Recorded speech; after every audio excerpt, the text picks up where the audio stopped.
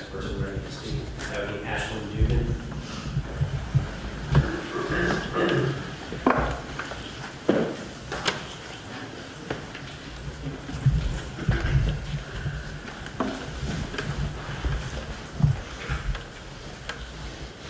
Good morning, ma'am. You may proceed. First, can I have you state your name and spell it to the call record? Ashlyn Dugan, ASHLYN, Dugan, DUGAN. And maybe move the microphone a little bit. It should Thank be you. perfect. Thank you very much. Whenever you're ready. Good morning, Your Honor. My name is Ashlyn Dugan. I am 24 years old. I am a daughter, a sister, friend, fiance, a graduate of the University of North Florida, and a very good friend of Megan Mooney. I want to start by saying thank you for taking the time and attention to this case. I had the pleasure of meeting Megan Mooney when we were 18 years old on my first day of college, moving into the dorms of summer 2017. We had an instant connection. We both played flag football growing up. She wanted to be a police officer, and my father was the chief of police of Tampa. We both only had brothers. We loved being at the beach and night owls, and from that day forward, we were very intertwined with each other's lives. We started our higher education journey together. We picked our majors.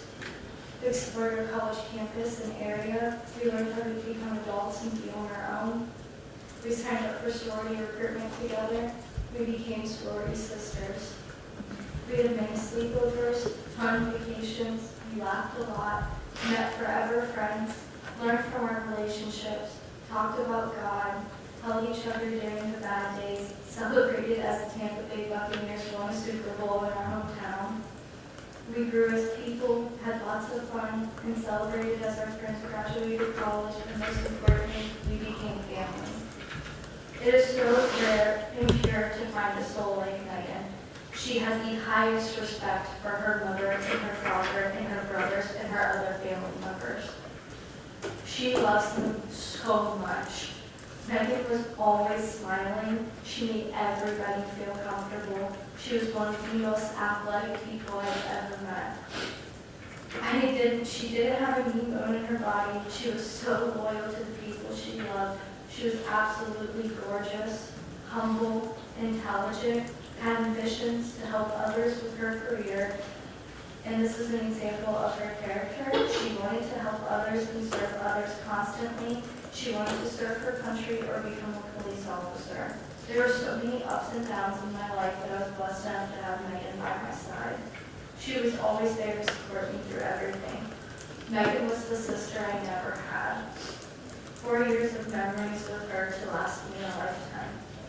I will always cherish the times when we would throw the football at tailgates together, or when we shared a room on our spring break trip. We basically had the beach in our bed. We had so much sand in it.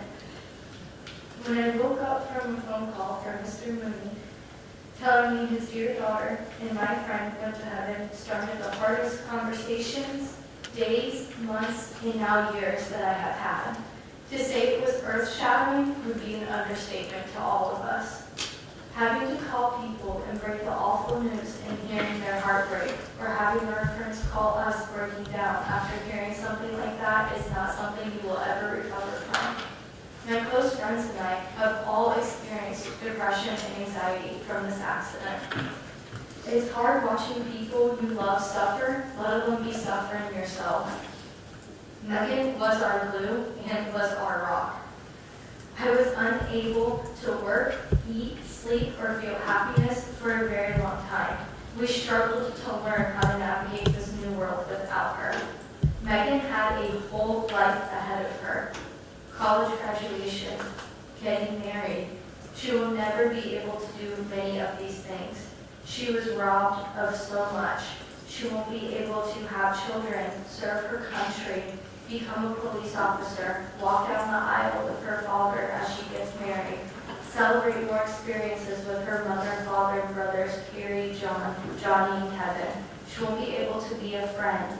She will never be able to make more memories with her other loved ones or family members.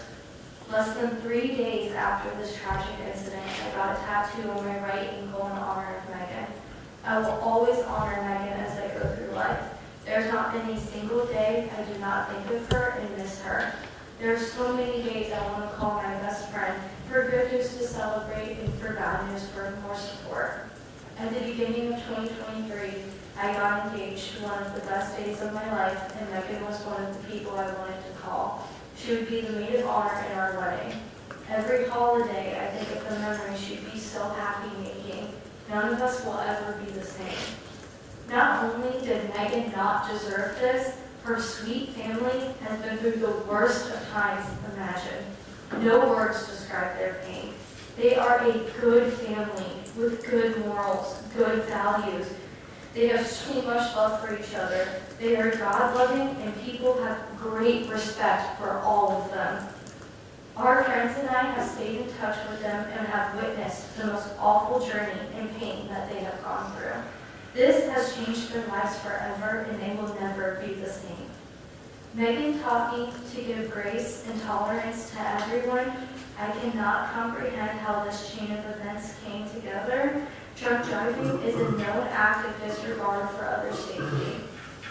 There's always an affordable option to make a safe choice that the majority of people do every single day. Uber, taxi, Lyft, call a friend or a family member to come pick you up. Drunk driving is never the option. Every person who asks about my tattoo gasps in shock when I tell them my best friend was killed by a drunk driver. They give condolences expressing how they don't understand how this can happen these days. It's inexcusable, and we can never, ever let this happen again. The past 2 years have been a pure nightmare we will not wake up from. I have moved from the area, but every time I visit, I make a point to visit my dear friend's grave. I bring her flowers. I see the other flowers that people have left for her from Megan loved so much that miss her too. We all miss her. She deserves to be on this earth with us. How she was in that place at that time, I will never know. But I do know Megan and her family deserve earthly justice for what they have been robbed of. Your Honor, please deeply take all of this into consideration and that it is part of the court record. Thank you.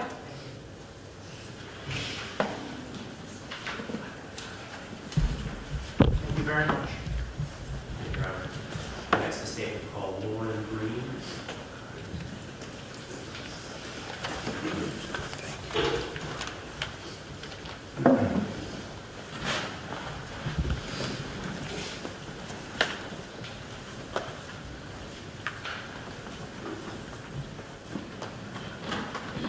Good morning. Just make sure the microphone's near you, and then same as last, just say your name for the record. Lauren Green, Lauren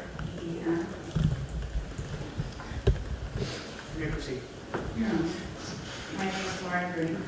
I'm a doctoral student at the University of North Florida, personal trainer in Jacksonville Beach, a sister, a daughter, and an active member of our community here in Duval County. I am also a proud friend of Megan Mooney and will be cherishing her memory for the rest of my life. I decided to attend sorority recruitment fall of 2017, where I first met Megan. The majority of the women from our pledge class will tell you the same story of first meeting. We were all shy and nervous to make an impression on our new sorority sisters, especially after a long weekend of attending sorority events. On Megan. She had an energy that attracted all people. Her humble confidence, easygoing personality, kind words, and honest actions stood out. We became quick friends, and Megan truly became my sister. The transition to college is hard, but Megan helped bring a sense of family and home to us. We did everything together. We couldn't even run to the gas station for a candy bar without bringing our new sisters. Our lives were completely intertwined. We had countless sleepovers, helped each other with classes, and grew as young women together. I remember when Megan and I got asked as dates to a baseball game. We ended up completely ditching our dates and just enjoying each other's company the entire game. Our bond is sacred, and I'm thankful for every moment I have with her. From then on, our group of friends was the most supportive and fun group of people in the universe. I felt so lucky to be part of such a loving, driven, and connected group of friends with Megan at the center. In the 4 years I knew her, I never heard Megan gossip once. She would never put anyone down, judged, or thought less. She was always willing to give her time, even though she worked more than almost any of us. She talked about her family so positively, how much she loved her brothers and her parents. It was difficult for Megan to complain about anything at all. Her wisdom and calmness was beyond her years.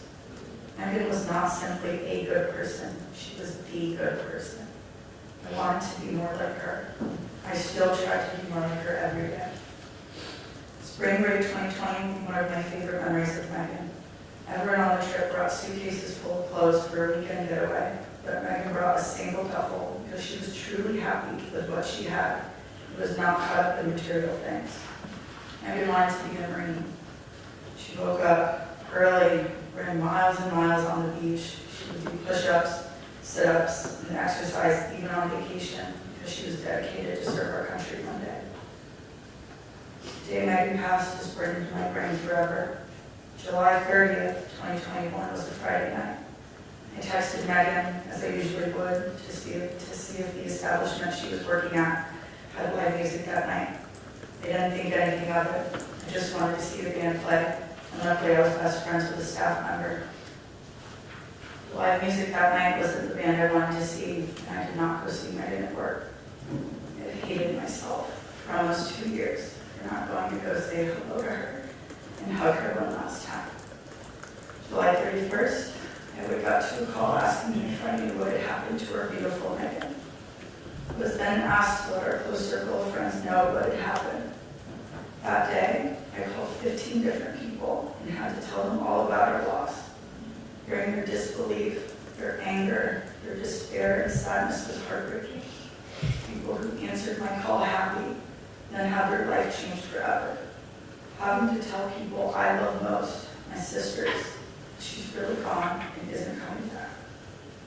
I was unable to work, unable to eat, unable to do anything other than hold people I love close. My apartment became a gathering place for all of our friends, crying and holding each other tight. Life had simply stopped. The only thing I did do was get a tattoo right next to my heart, so I've always had her with me. I wanted a permanent reminder that she will be with me, and I will keep her next to my heart as I get to continue my life and reach the goals that she won't have the chance to. I hate that Megan's passing was how I got to meet her family. I hate that her mother, the sweetest human I've ever met, is without a daughter. I hate that I see all my pain, hurt, fear, and sorrows reflected in her family's eyes even deeper. I especially hate that Megan never got to be there when we all celebrated her birthday. It should have never happened. My friend, my sister's gone, and this should have never happened. There's absolutely no excuse, no reasoning, no explanation as to why this had to happen. We as a society are better than this. Uber, Lyft, countless companies are dedicated to keeping reckless drivers off the road, so people like our sweet Megan can come home. High schoolers, even middle school children, know not to drive drunk. It is one of the most basic human instincts not to put others in danger. Driving intoxicated is a careless, disgusting, selfish, unforgivable crime. There's no time that drunk driving is ever acceptable. When people see my tattoo and ask of her passing, I get the same reply when I tell people my friend was killed by a drunk driver. People will grimace, shake their head, and tell me again and again how awful drunk driving is. I cannot put the last 2 years into a single letter.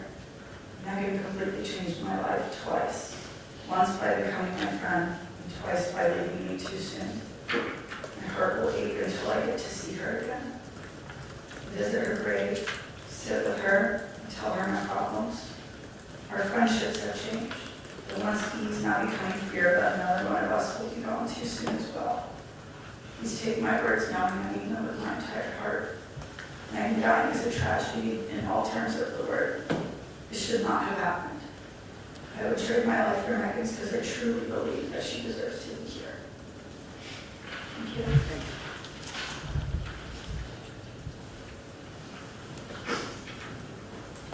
Statement of Lindsay Green.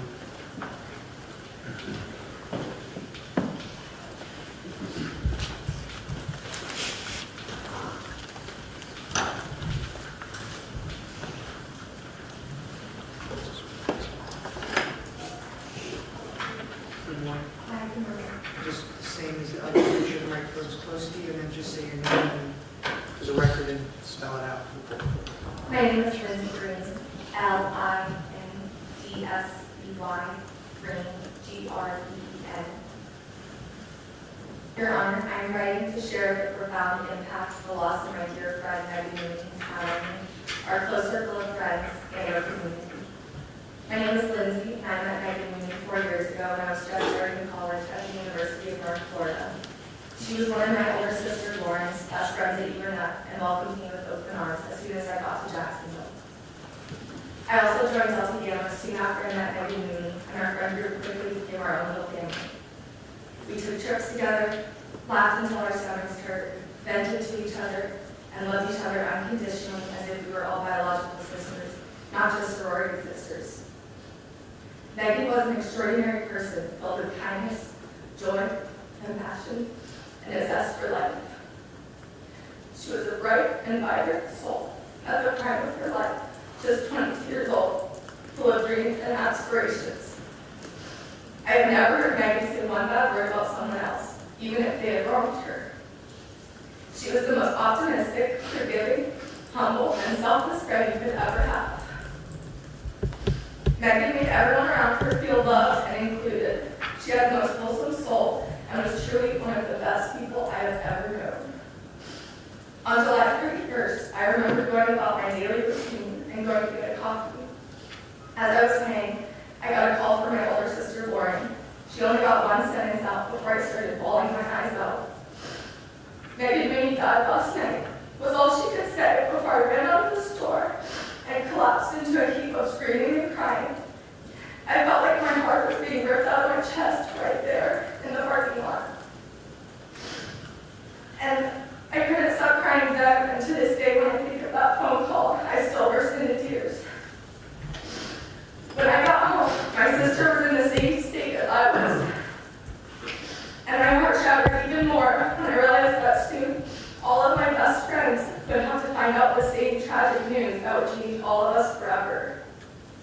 After Megan was killed, my anxiety and depression amplified. My therapist and my psychiatrist both noticed a substantial worsening in my symptoms and my overall mental health and well-being. I no longer felt safe being in a car, even if I did everything right, like wearing my seatbelt, following traffic laws, and driving sober. To this day, every time I drive or even get into the car with someone else, I still get scared that I'm going to be hit by a drunk driver. Megan was following every law, and she's the only person from that car crash who is in here with us today. Knowing she was doing everything right makes me feel like I don't have the choice to be safe on the road, and I'm simply at the mercy of other drivers' decisions. I'm terrified that one day, the same situation that my friend Megan was subjected to will happen to me. I have vivid nightmares of my friends and family breaking the news of my death to each other and sobbing uncontrollably just as I did 2 years ago. It hasn't gotten easier over the past 2 years either. I think about Megan Mooney every single day. I think about her listening to her favorite song on her way home from work, and then suddenly being in agonizing pain, scared, and alone in the blink of an eye after she was hit. After July 31st, 2021, nothing has been the same. Whenever I think about that night, I can't help but burst into tears wherever I am. I find myself engulfed in waves of grief, unable to escape, no matter how much time has passed. That my pain is just a fraction of the devastation that Megan's family is enduring.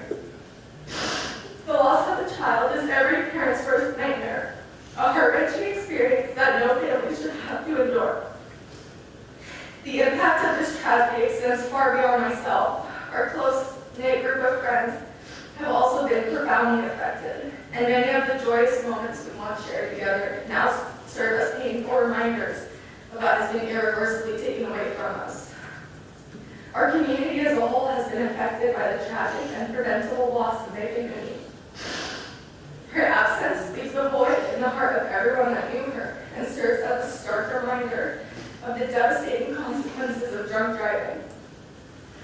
I would like to emphasize that the circumstances of this tragedy were not merely an accident, but a consequence of a reckless decision made by an individual to operate a vehicle under the influence of alcohol. The high blood alcohol of the responsible party demonstrates a blatant disregard for human life and for safety of others on the road. Getting behind the wheel of a car while drunk is a choice. Your Honor, it is my sincere hope that the court recognizes the magnitude of this tragedy and the devastating impact it has had on Megan's family, friends, and her community. The loss we have suffered demands justice, not only for Megan, but to send a clear message that drunk driving will not be tolerated in our society. I ask the court to please reflect on the immeasurable pain and sorrow caused by the loss of Megan Mooney, and to render a just and fitting punishment. May Megan's memory serve as a reminder of the need for stricter measures against drunk driving, and may her legacy inspire meaningful change to prevent others from enjoying the same heartbreak. Thank you for your time and consideration. Thank you very much.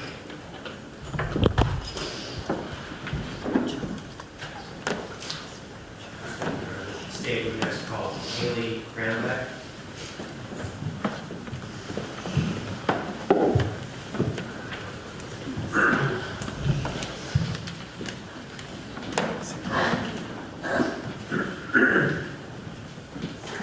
Good morning, ma'am.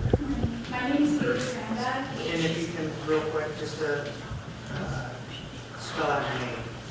Okay, HALEYKRAMBEECK.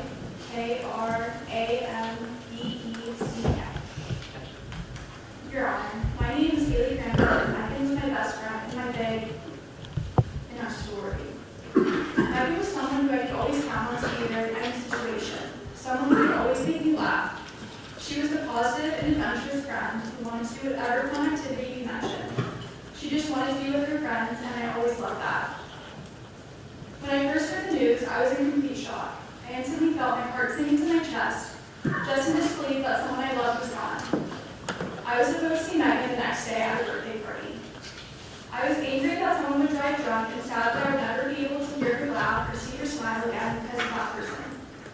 Megan being taken from us will impact my life forever.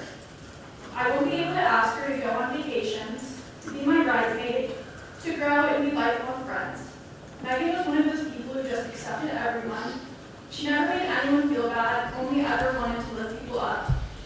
I know this firsthand because when I met her, I was a shy new student at UNF, and she made me feel so welcome and introduced me to so many friends that I have today. I met Megan and my boyfriend Jonathan around the same time. Jonathan lived with Joe, Megan's boyfriend at the time. Her and I became so close so fast that people used to say I was only ever going over to Jonathan and Joe's house to see Megan. That's maybe true. She made the most out of every situation. She went with the flow and cared so much about other people. Megan was one of the only people who made it to all my birthdays since moving to Jacksonville. Anytime I asked her to be there, she was. One time we all went to Topgolf and she was really better than all of us. She was just naturally good at anything sports.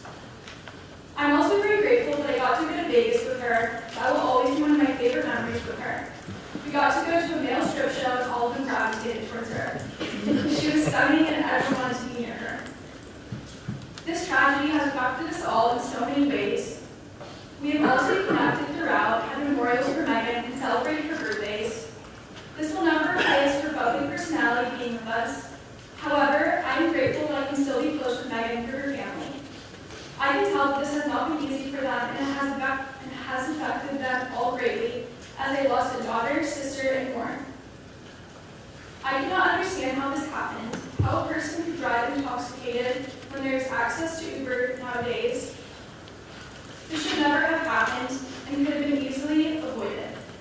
To hear how high his blood alcohol level was just shows that this man is careless. Please take all of this into consideration and let it be a part of the record when it is time to review. Thank you very much.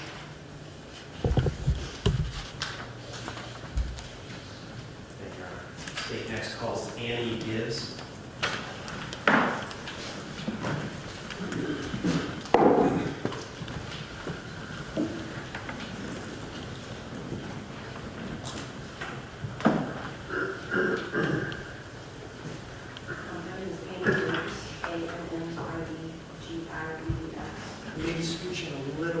mic yourself. Okay. Yes.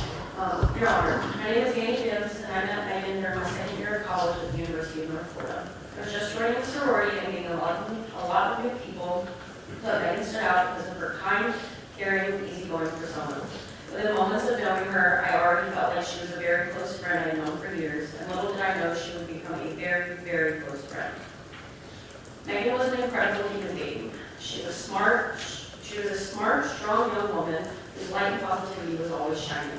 Megan always wore a smile on her face that was contagious to anyone around her and always helped to lift everyone's spirits. You couldn't help but be happy when she was around. One of my favorite moments with Megan was finding out we grew up in the same town together when we were younger. She had mentioned something about the high school she went to. We went down a rabbit hole of paths we probably crossed when we were little. The craziest coincidence was the Nativity Carnival, something that we had both grown up going to and had some of the best memories of. We just thought it was crazy that after all those years of possibly crossing paths, we finally met each other 3 hours away in college. Another favorite memory of Megan is when a bunch of us went to a beach house during spring break for a few days. Megan got roasted by the sun on our first day there and had one of the worst sunburns I've ever seen. I remember us laughing when she was pressing her finger into her skin and it would go a ghostly pale white color for a few seconds. It was absolutely ridiculous and definitely not as funny as we thought it had been, but the entire trip was one of my favorite memories to this day. When Megan passed, I had a hard time accepting that it had actually happened. I had just seen her the night before while she was working, happy, healthy, and always smiling. It was extremely tough to accept that my friend, a 22-year-old girl with her entire life ahead of her, had been murdered by a drunk driver. A stupid act that could have easily been avoided with an Uber or a phone call to a friend or family member across the world in a part of her life. One of the hardest things I dealt with following her death was having to drive through the intersection when the accident occurred almost every single day. At the time, I was driving out to East High School as an intern while I was getting my master's degree. Every day I had to drive through the intersection she was killed in. Right after it happened, there was still some debris on the road and it stayed there for days. I cried going through that intersection every day for a week, and it was the worst part of my drive for the rest of my internship. I would just keep up. Despite the sadness that this brought me, and I tried to turn it into a positive every day, I would just keep telling myself that this was Megan's way of showing me that she was there no matter what. There will never be a full recovery from this loss for myself or anyone who knew Megan. Even if you only interacted with her for 5 minutes of your life, you walked away a little happier. I will cherish the time I knew Megan and will always wish that we had a lifetime to make memories together as friends. Thank you very much.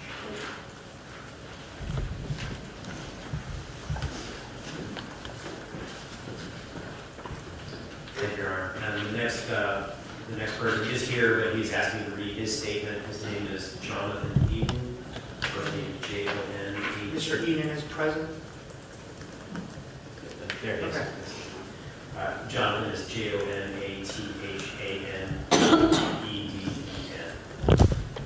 he writes, Your Honor, my name is Jonathan Eden, and Megan was a dear friend to me.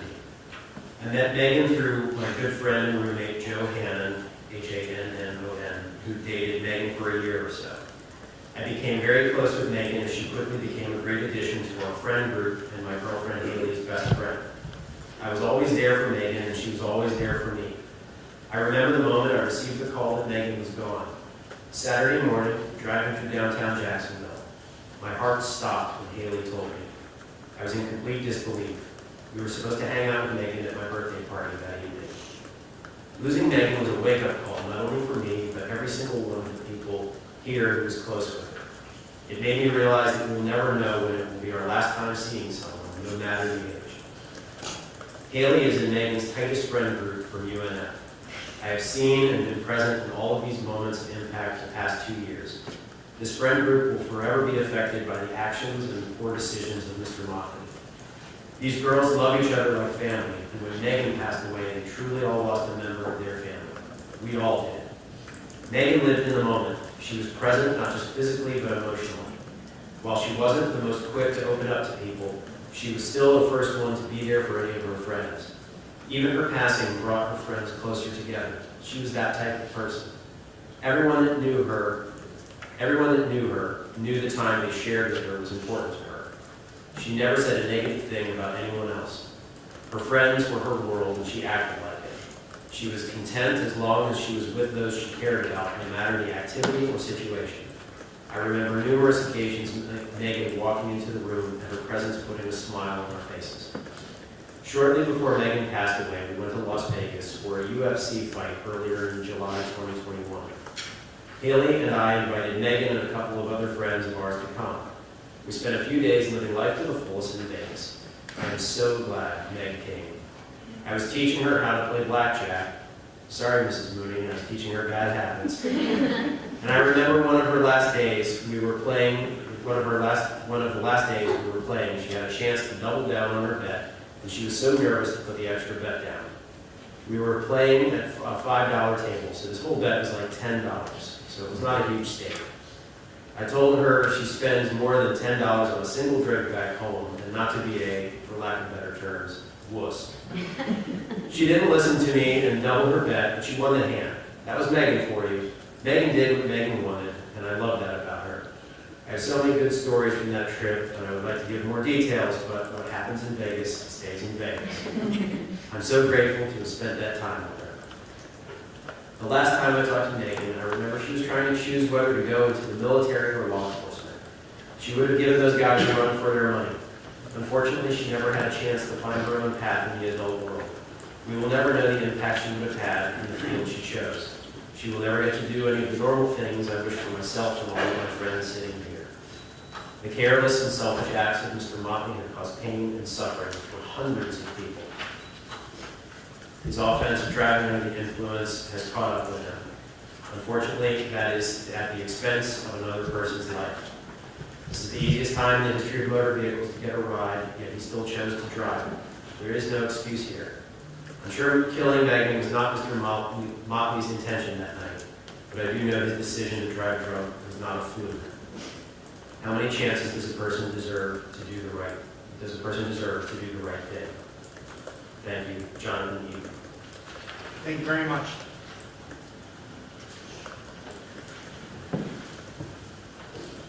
Next, I may call Barbara Richmond.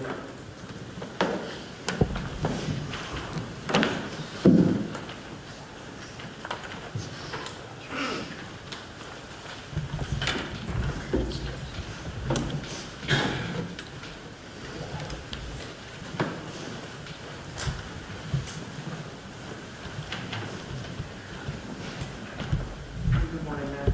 Good morning, Neil. My name is Barbara Richmond, R-I-C-H-M-O-N-D.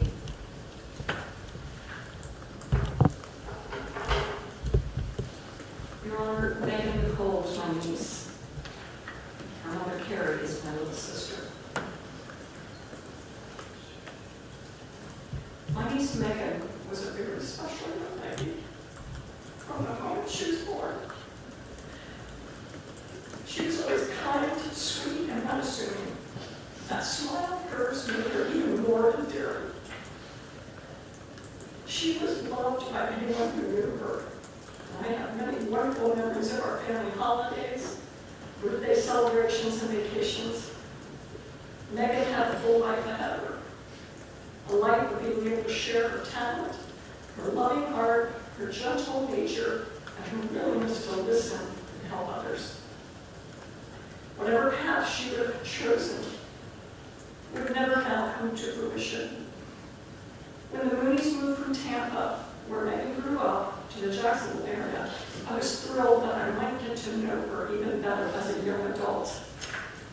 She was a full-time student at the University of North Florida. Her family has not been the same since the early morning hours of July 31st, 2021. The day that an innocent life was taken, Megan's life. When a tragedy like this occurs, nothing in the world matters anymore. My niece, Megan Nicole, was 22. She was doing everything right. She was just a couple of months away from graduating from the University of North Florida, living at home to save money, working not just one part-time job, but two. She had just finished a shift at work. She was following all the rules. She wasn't doing anything wrong. She was just driving home. And in a flash, by the callous act of another human being, her life was taken, and the lives of her family would be forever changed. I personally had never experienced the kind of shock and physical agony that I felt during the initial hours, days, and weeks to come after this senseless accident. I was only 22. The pain and sorrow suffered by Megan's parents and her two brothers is immeasurable. They are still trying to cope with the reality of what happened that morning. The Mooney family gatherings are forever changed because of this senseless act. Megan was born on her parents' wedding anniversary and her big brother's birthday, May 1st. This day, which was celebrated and shared with her parents and her brothers for 22 years, is different now. It will never be the same as before because Megan isn't here. It's very difficult to travel down Phillips Highway without thinking to myself that I lost someone I loved on this road. On those occasions when I travel south on US 1 and I begin to approach the intersection of Phillips Highway and Grand Bay Parkway, tears well up in my eyes. I pray that the light will stay green so that I do not have to sit at the very intersection where Megan lost her precious life. All the memories of that awful day come pouring out. It doesn't matter what time of day or night this occurs. I still shake my head and say to myself, I still can't believe it's true that Megan is gone. Most importantly, I ask, why did this happen? Where was Mr. Motley going at this hour? Why was he traveling at such a high rate of speed? Why didn't he stop at the red light? Why was he in the car driving at all? We have no answers, and we probably never will. If it is even possible to have some kind of consolation, it is that we know, we absolutely believe, as our faith guides us to do, that she is an angel in heaven. Anyone who had the privilege to know her, anyone who was lucky enough to work with her or have her as a family member or friend would agree with this. Heaven gained an angel that day.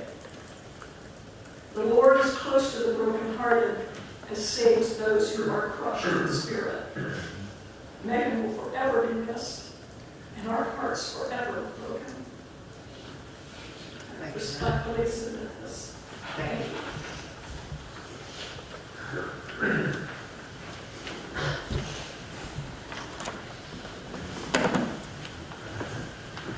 And it's called Marilyn Gibson.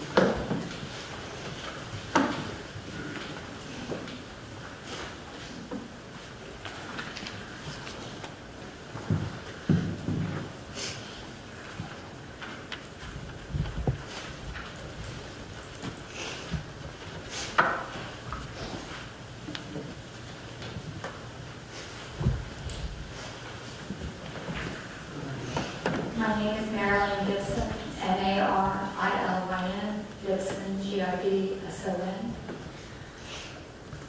Thank you, Your Honor.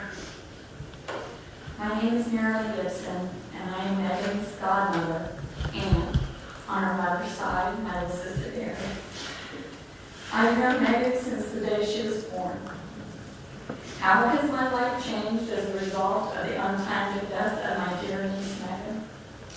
First of all, I want to thank God for the gift of Megan Nicole Mooney.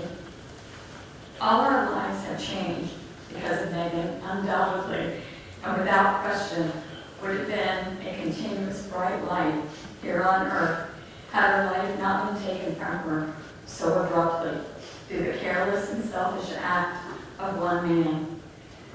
Megan had her whole life ahead of her. She was just one semester away from her college graduation and contemplating a career using her degree to the betterment of the world. She was the kind of person, a quiet young woman who did not boast or seek the spotlight, yet she was a fierce competitor and a natural leader of people that surrounded her. You saw this in her athletics, her schooling, and her work. She literally touched everyone she came in contact with. She had the gift of genuine care and concern for others. She was a diffuser and had a sense of insight that served her and those around her well. Now all of that is lost on the world because of one fleeting but terrible moment. I believe with all my heart that if the individual to be sentenced here today had been present that fateful night when Megan was working, helping to save people from driving under the influence from a nightclub or a bar she was working, that Megan would have sensed the situation and worked to have gotten an Uber and saved the situation from becoming what it was. This is what we all have now lost. Megan was my goddaughter, and she and I had a special little relationship. So many precious memories. However, one of my favorites is the time Megan came up from Tampa on the Amtrak train for a week-long visit, her first train ride. She was so filled with excitement and adventure. Our family loved having her with us, and they took her in just like she was one of their sisters. Megan was the embodiment of what is right with the world. She has a smile that would light up a room. She had so much to give to all of us, and her future was so bright. The people in her world benefited every day from her presence, and there are not enough people like that in this world today. She was taken away before her true impact on our society could be realized. I truly miss Megan. We miss Megan. But we know in our hearts that she is an angel in heaven and advocating for all of us. Every night that I look up and I see the moon, I think of Megan and will for the rest of my life. I know Megan is now saved with the Lord in heaven and at peace. All of us have been cheated out of the fullness of her life. With all of us, I am blessed to have been a part of Megan's life, and I will never forget her kind gentleness and her smile that warmed you all over. If only had the right choice been made on July 31st, 2021, then we would not have been robbed of Megan's life, and she could have been with us today. The consequences of this sentence being imposed today for a selfishly poor choice were not about to be handed down. God bless you, Megan, and I know that I will see you again. Love it, and I will see you. Thank you very much.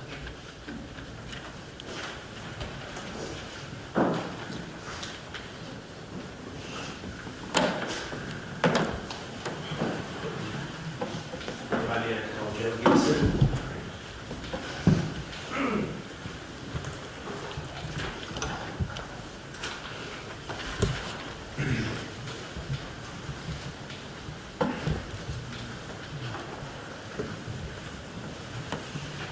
Good morning, sir. Good morning. And if you My just name's spell it out Joe. to make sure. Sure. My name is Joe Gibson, Joegibson.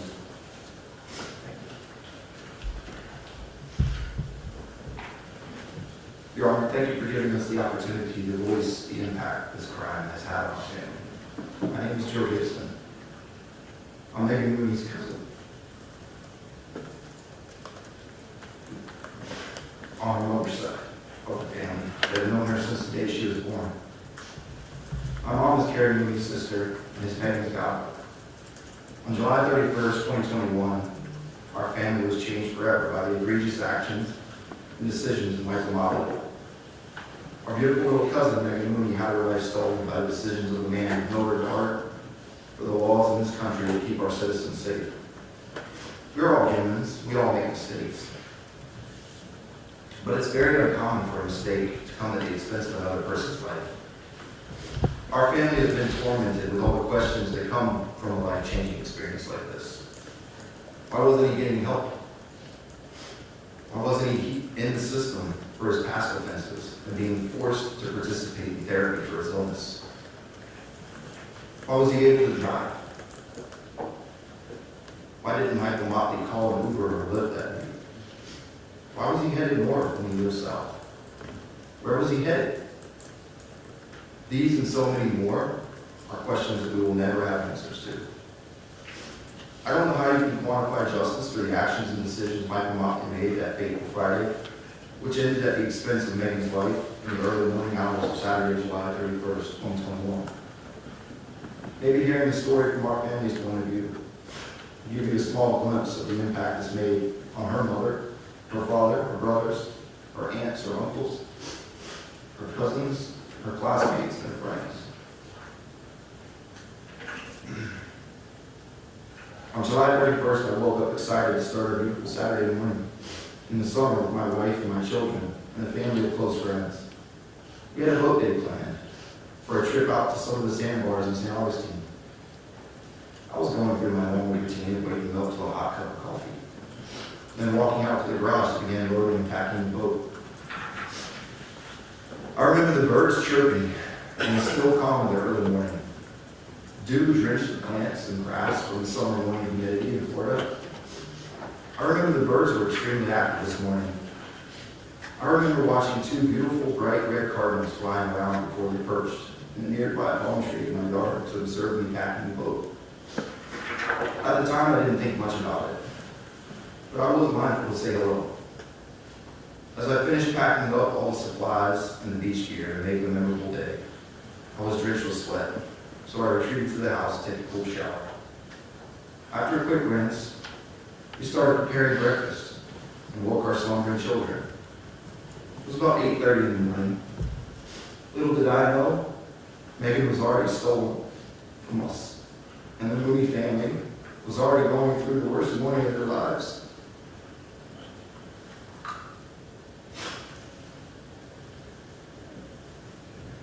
I made a nice breakfast with over easy eggs, bacon, grits, and avocado toast.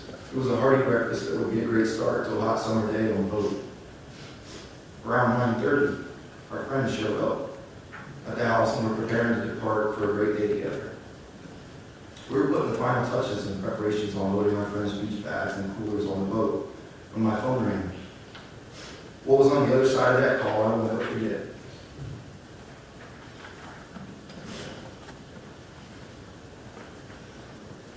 It was my dad, Cecil, my mom, Marilyn. They were on the call together. They asked me if we were okay and if we were at home. I knew there was something wrong because I could hear the sorrow in their voices in just those first couple of words. They proceeded to tell me the horrific details of what happened to our precious Megan. I could barely hear the words coming out of their mouths at this point because they were muddled with sniffling and gasps for air, as they were nearly hysterical.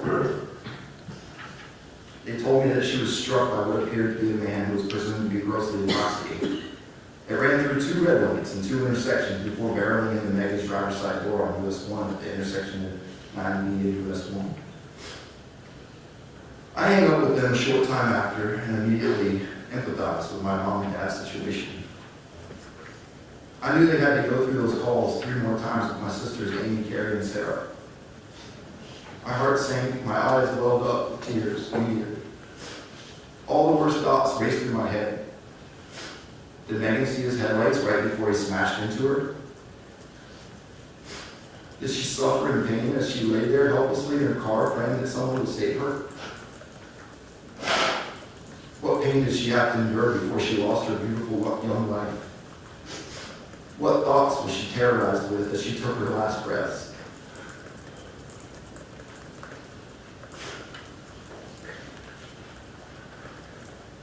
Has she left her last encounters with her friends and loved ones on a positive note? What regrets raced through her mind in the final moments? Did she get to say I love you to everyone she loved? What agonizing pain are her parents experiencing right now? What anger and rage are her brothers feeling right now? I had all these emotions come over me in a split second. I was in pain, I was scared, and I was furious. Needless to say, we called off the boat day and turned our attention to supporting our family. Shortly thereafter, we took a short truck ride up to the crime scene, which was only a few miles away from our home, to say a prayer and search for a feeling of connection with Megan. The yellow crime scene tape and paint on the road marked the spot of Motley's intoxicated crime. It was heart-wrenching to think of our beautiful Megan suffering through that horrific tragedy. Our friends stayed with us the remainder of the day to offer their sympathy and support. It was one of the most emotional days of my life. My children, my wife, were traumatized seeing the raw emotions of that day unfold. I know our emotions made us fearful of the unknown and what's to come in our life journey, raising our children. The feeling of life being so fleeting and tragically abrupt paralyzes you with fear. I know how agonizing the feeling was for us. We had sleepless nights for weeks to come and shed more tears than I thought the human body could possibly produce. I can't imagine the pain and agony that my Aunt Carrie, my Uncle John, my cousins Johnny and Kevin must have felt getting that news and living this nightmare. As the day went on, I couldn't help but think about those two beautiful red cardinals that were frolicking in my yard that Saturday morning. My grandfather, Jess Richmond, passed away in 2002. My mom and aunts and uncles on the Richmond side of the family used to tell us as kids that Grandpa Richmond loved to watch the cardinals in his bird bath on his back patio every day. He'd do so while enjoying his morning coffee, reading the newspaper, working his crossword puzzles, and occasionally looking through his lottery picks for winners. Mom told us as kids that every time she sees a red cardinal, she thinks it's Grandpa Richmond stopping by to say hello.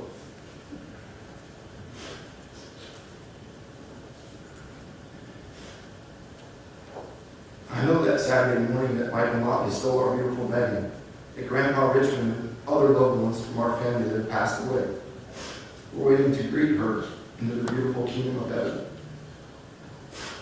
I'm convinced that Grandpa Richmond was out early that morning, showing Megan how she could stop by and visit the loved ones she so suddenly left behind.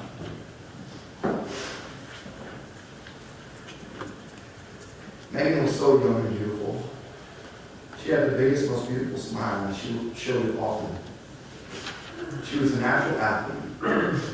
Megan loved to compete. She was a star at every sport she played. Whether it was soccer or softball, flag football, or golf, she excelled. She was fearless. I remember throwing the football with her when we would get together for family gatherings. As a prior collegiate quarterback, I remember thinking, this little girl can really spin the ball. It was impressive. It was no surprise to hear from her high school and college friends that Megan was the star quarterback on her flag football teams. Megan could pick up anything athletic in a blink. Dad and Mom hosted her for a week one summer, and we all got to enjoy time watching the young woman she was becoming. I remember taking her water skiing for the first time on a summer trip up to Jacksonville. My dad gave her a few short instructions, and she jumped into the water with her skis and grabbed the rope. She was confident and she was fearless. Much to most of our surprise that day, Megan popped up on the first try. She was a natural. Water skiing for the first time often ends in several failed attempts. A mouth and a nose full of water and a few embarrassing moments for most of us. But not for Megan. She was natural. My wife Brandy and our girls Emma and Kenley enjoyed special times with her while she lived in Jacksonville. Megan loved spending time with all of us. She would come over for pool time that would turn into Megan helping the girls and Brandy prepare dinners. Whether it was playing board games with the girls or teaching them to play sports, or as a sous chef in the kitchen helping cut all the vegetables and cooking the meat, or washing the dishes and cleaning up the kitchen. She was always actively part of the family and helping lead in any way that she could. She, Brandy, and the girls took trips to the beach to boogie board, surf, and hunt for shark's teeth. Our kids idolized Megan in just the short time they had to get to know her.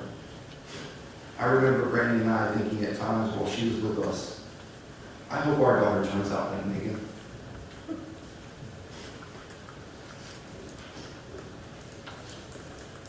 Megan was ambitious and excited to live a full life. She had goals of becoming an FBI agent and was studying criminal justice at the University of North Florida. She was going to be fantastic at solving crime and putting criminals like Michael Motley behind bars so they couldn't hurt innocent victims and their family and friends. She was fearless. She was social. She had an abundance of friends at UNF, including the entire network of sisters in her sorority. She also had what appeared to be a close-knit family of friends at the beach. She did not judge. She had friends of all walks of life. She was kind and compassionate. Megan was selfless and put her friends before herself. Michael Motley stole all of this from us. He stole our opportunity to see her grow into the successful woman that she was on the path to become. Even today seems unjust for the pain he has caused and the life that he has stolen. As I think about all of the things Michael Motley has stolen from the extended family, it makes me angry and emotional. It makes me even more angry and emotional as a husband, as a father, as a brother, as a son, to think of all that he has stolen from Carrie and John and Johnny and Kevin. Imagine for a minute waking up in the wee hours of the morning to a startling knock at your door so loud and so persistent that you are awoken even in your deepest sleep. Imagine barely being able to make out the expressions on the officers' faces as you open the door, because you're still wiping sleep from your half-closed eyes. Imagine the looks of sorrow on the two officers' faces as they deliver the message that your daughter, the love of your life, has been fatally injured in a deadly car accident. Imagine the sounds that follow as two loving parents shriek and scream in disbelief and in denial. Imagine the hysteria that was quickly followed by the uncontrollable sobbing as they clutch each other, asking why? Why? Why our sweet Megan? I wasn't there that Saturday morning on July 31st, but I know this must be a close encounter to the emotions and pain that Carrie and John experienced as they answered the door that morning. Carrie and John had to make unplanned funeral arrangements to honor and celebrate the life of their daughter. Imagine the stress of organizing such an important event in the face of such a tragedy. Imagine the financial strains put the family through. Imagine the strain is put on their marriage. Imagine the emotions of having to bury your child, not because she was sick, not because she had bad habits or made terrible decisions,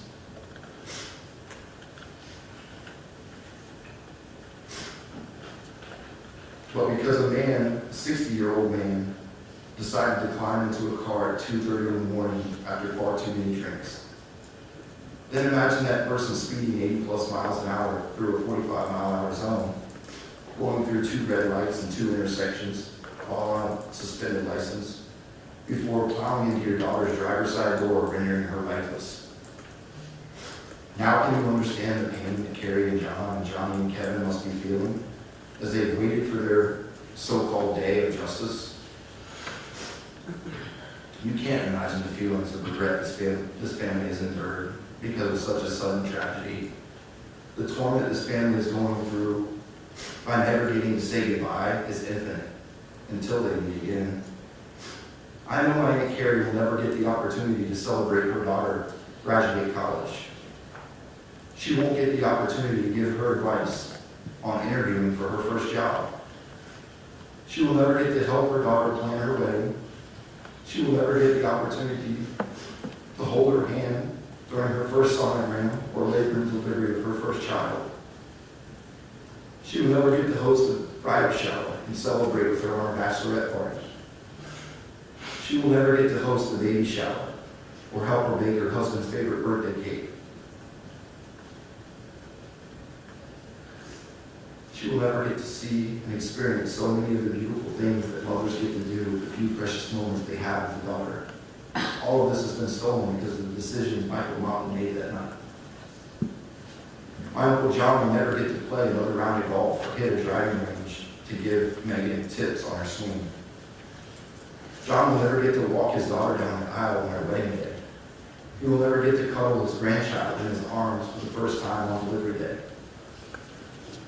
John will never get to have the man of Megan's dreams ask for her hand in marriage. He will not get to celebrate her induction ceremony to the FBI or law enforcement.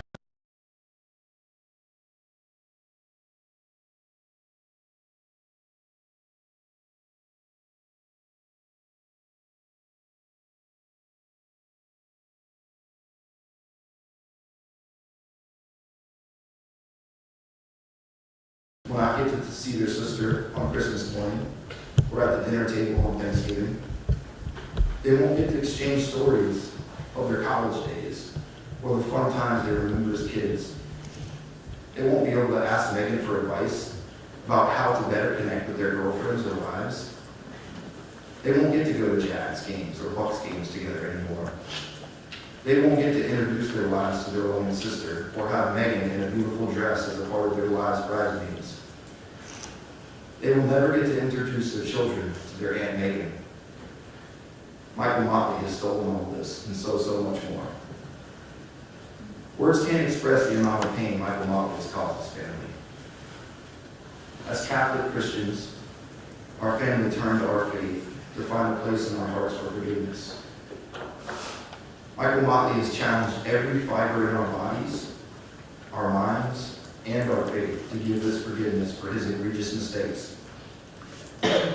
We're all still working on that. Hopefully this sentencing will help us take another step in that journey. In our minds, nothing the court system will do will be punishment enough for Megan's life or the loss Michael Motley has caused the Moonies in our family. I wish the courts could make an example of Michael Motley. I wish the courts could send a message to Motley and future perpetrators of similar crimes that the repercussions that will be doled out will be stiff and will be indefinite. I wish the system could sentence him in a way that clearly shows future perpetrators our legal system will spare no mercy at sentencing criminals like him. After all, Megan was spared no mercy that morning on July 31st, 2021. In closing, I would like to reflect again on the impact Megan made on her family, her friends, and the communities she lived in during her 22 years here on earth.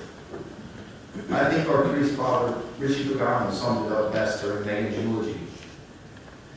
Megan's work here with us was complete.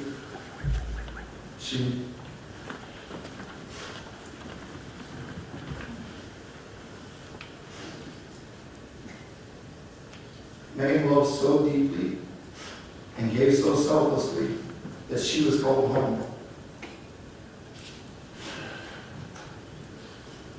Her impact in 22 short years here with us all was so profound that God said, "Your work here is complete."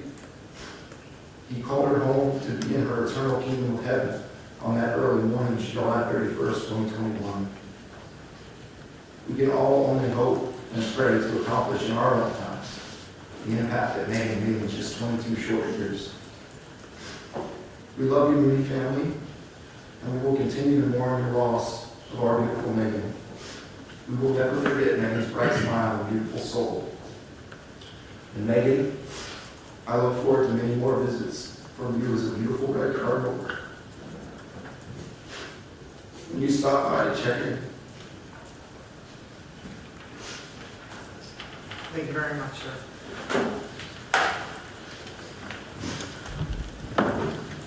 Appreciate it. We have 4 more statements.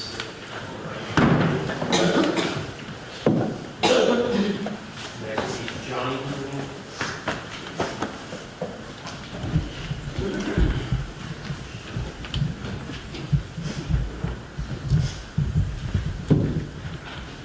Good morning, sir. Good morning. My name is John Mooney, J-O-H-N-Y, M-O-O-N-E-Y. M-O-O-N-E-Y. 2 minutes. Your Honor, my name is John Mooney, and I'm Megan Mooney's older brother. I wanted to thank family and I the time today to express the profound impact that the untimely death of my beloved baby sister, Megan Cole, has had on me, my family, and everyone she knew. Having me be up here today and prepare for this court date that my family and I have been anticipating for almost 2 years now has caused me more stress and anxiety than I have ever experienced in my life. Trying to find the words to describe the devastation this loss has created for myself has been close to impossible. This process has mentally paralyzed me, and what I say up here today is in absolutely no way a full encompassment of how I'm feeling, how this has negatively affected me these last 2 years, how this will continue to negatively affect not only myself, but also my family, my friends, our community, and everyone that Megan touched in one way or another. My beautiful baby sister was the most precious, selfless, and kind-hearted individuals I've ever come to know and probably ever will meet in my lifetime. The simple fact that I have to stand up here today in front of the man that took my sister's life and pour out my heart, my feelings, and describe to everyone how much of a black hole his actions have created in so many people's lives makes me physically ill. Before I dig deeper into the impact this tragedy has made on me and my family, I want to provide you with some clarity on how close my sister and I were. 24 years ago, on the day I turned 2 years old, I received the best birthday gift. My second birthday, I got to meet my baby sister for the first time ever in Brandon Regional Hospital, May 1st, 1999. From that day forward, we were forever birthday twins, despite us being 2 years apart. Not to mention, our birthdays also fall on my parents' anniversary, which is something that moved me. I couldn't have been more ecstatic that day. God gave me my best friend. Megan and I were inseparable growing up. The world was our oyster, and we had the imagination to be anything we wanted to be, depending on the day. We imagined together, played sports together, made friends together, discovered how to do everything kids did back when we were growing up. We were inseparable, and she was my best friend. As time progressed and we grew to young adults, Megan and I's relationship continued to develop. Like all siblings, as we got older, we had our differences and ups and downs. I took my role as the older brother, always looking out for her and being her protector in everything she did, even when she did not agree with me. I vowed myself, like all older brothers do, to always protect their younger siblings, especially younger sisters. It was my job to protect Megan no matter what the circumstances were. It turns out 22 years later, I ended up failing her.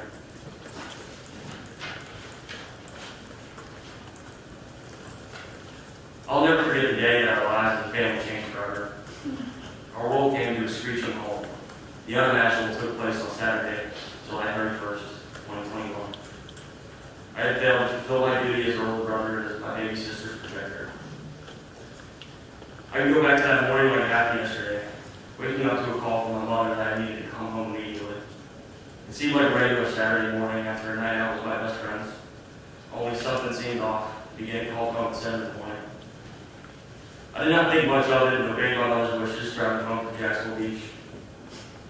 The drive home, I decided to take the scenic route, which I normally never did, but something was driving me to take the calm road home, going down A1A South to Palm Valley Road, instead of taking JTV to 90 South. Something I look back on now is a small blessing from God, not having learned what became of my sister on my drive home. Little did I know what I would be coming home to. I drove up to our house and noticed my Aunt Marilyn, Uncle Cecil, and Barbara's cars out front. Something wasn't right, but surely it couldn't be anything too serious. I was completely wrong. I walked into the house where my dad met me in the front foyer. The emotion on his face is something that will forever be burned in my memory. I asked my dad what was going on, and he told me tremulously, "Your sister's gone, John." His tears poured out like a waterfall. I'd never seen my father so emotionally upset in my life, and I was confused. I was not able to comprehend what he just told me. The world seemed to pause, and I had no idea what to do or what to think. My life had just changed forever. The weeks following the incident were some of the most eye-opening experiences my family and I have ever been a part of. The love and support we received from our family members, friends, community members, literally every single person we ever knew, in addition to an insane amount of friends I had no idea Megs had outside of her sorority. It truly opened up my eyes to how big of an impact my little sister had on so many people, on so many people's lives. And just to think, she was only 22 years old. What kind of an impact was she supposed to have moving into the next phase of her life? Megan was well on her way graduating UNF, deciding on her career path, and truly starting her life. Megan's future was limitless, and I was so excited to be there for her every step of the way. It truly gets me angry to think about what all should have been and what all was supposed to be. I've wrestled within myself time and time again, trying to figure out why all this happened, and why it happened to a little angel. If you ask any person who knew Megan, she was a light at the end of the dark tunnel, someone who could make you smile on your worst day, someone who always looked at life through a positive lens. My sister was such an incredible young woman, and I have to unfortunately accept the fact that I will never get to see or spend time with her ever again down here on earth.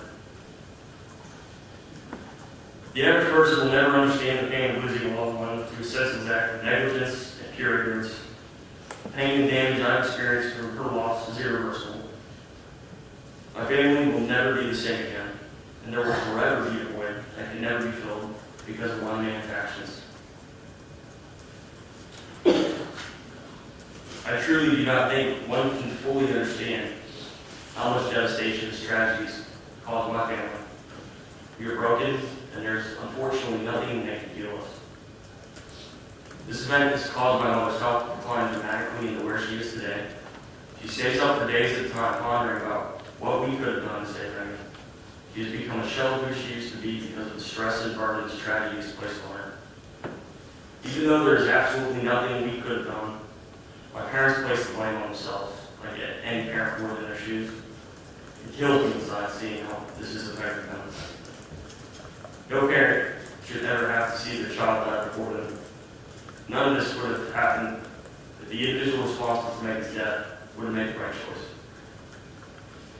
I've also had to sit down with my little brother Kevin and explain to him that our journey of grief is far from over yet. Explain to Kevin that there is a concept I learned in my time at FSC called the multiply effect, which is an economic term that can also be applied to various aspects of life. Although we've gotten used to our new reality of not having a sister anymore, the initial blow, we have yet to really experience the full gravity of our sister's death yet. These negative ripple effects our sister's death will create will not all become apparent until a couple years from now, when all three of us would have been starting to build families. We will once again have a void that can never be filled again. Every single holiday we will be missing Megan and whoever her family would have been. Our kids will only know their Aunt Megan through old pictures of the three of us as kids. This is something that will be affecting us for as long as we live, 10, 15, 25, 35, 45 years down the road. Long after the day the man responsible passes. You see, there's simply no particular length of time our justice system could possibly serve that would do justice for my baby sister.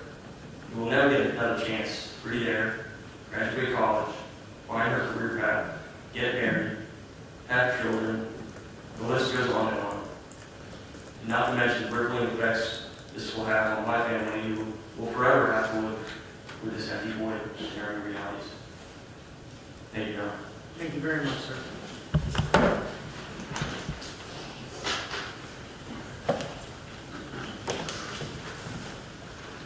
Stage next called Kevin Mooney.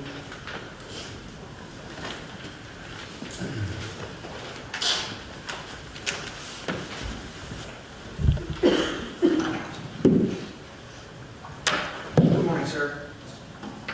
Kevin Mooney, K-E-V-I-N-M-O-O-N-E-Y. Your Honor, my name is Kevin Mooney, the younger brother of Megan Mooney. I just want to thank you for letting my family and I express our thoughts and feelings on the death of my sister. I never thought in a million years that I would have to make one of these, but here I am. I'm here because of one reckless and irresponsible individual. On July 31st, 2021, my sweet sister, Megan, was taken from us. On On July 30th, 2021, the day before Megan was killed, I spent the whole day with my great friend. During the day, we played a round of golf and then got dinner afterwards. I spent the night at his house in St. Augustine and went to bed without a worry in the world. I woke up at 7 a.m. to 30 missed calls by my brother, my mom, and my dad. I immediately called my brother back and he told me to get home as soon as possible.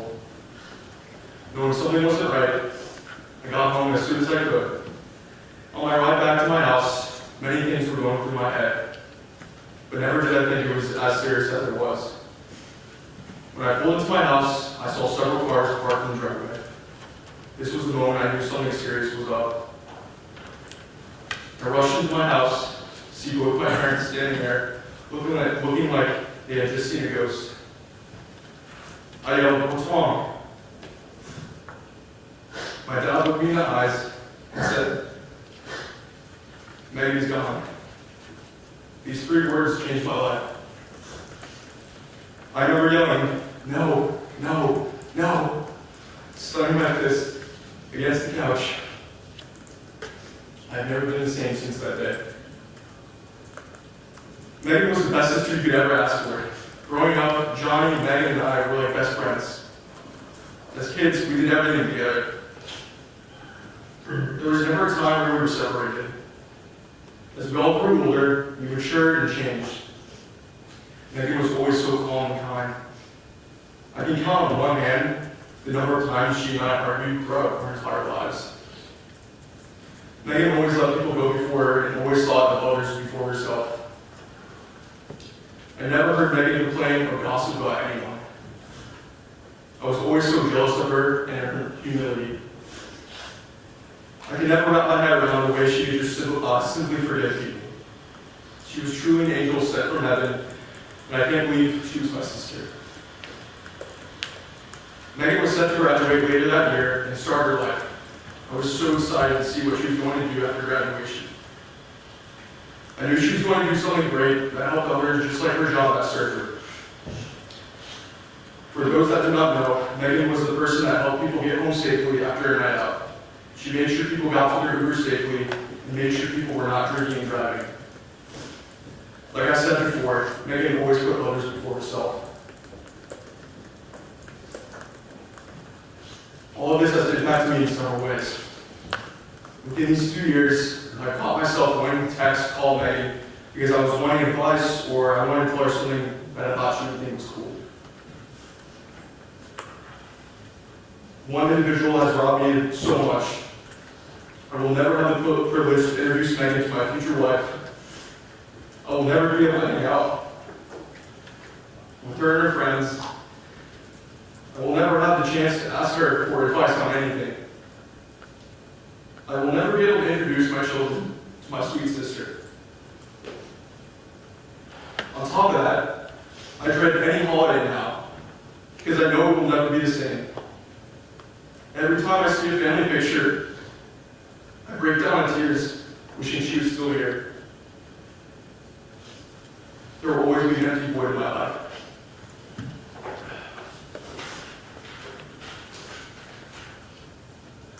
Not only has this impacted me, but has destroyed my parents. My sweet mother has been a shell of herself ever since that dreadful day. My mother is the type to internalize stress and always blame herself for things. This tragedy and loss of Megan has nearly killed my mother. She's down to 78 pounds and can barely walk. She stays up until 2 and 3 a.m. most nights thinking about this tragedy. My father and Megan had a strong connection. They both are very similar, so they always had a special bond. This has destroyed my father. Because of one individual, my father will never have the privilege to walk down her beautiful daughter down the aisle on her wedding day. He will never have the opportunity to go play golf with her again. These things are just the tip of the iceberg. I encourage Mr. Motley to explore the Catholic faith and get close to God and ask for forgiveness. The main goal we should all be striving for is getting to heaven. That's our main mission here on earth.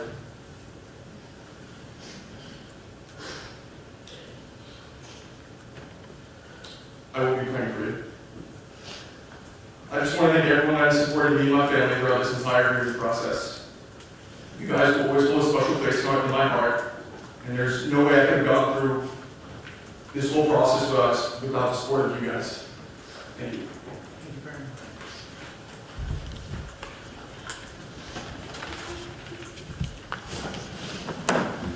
The last two statements will be from parents, Gary and John Mooney. Might be better when they come up together.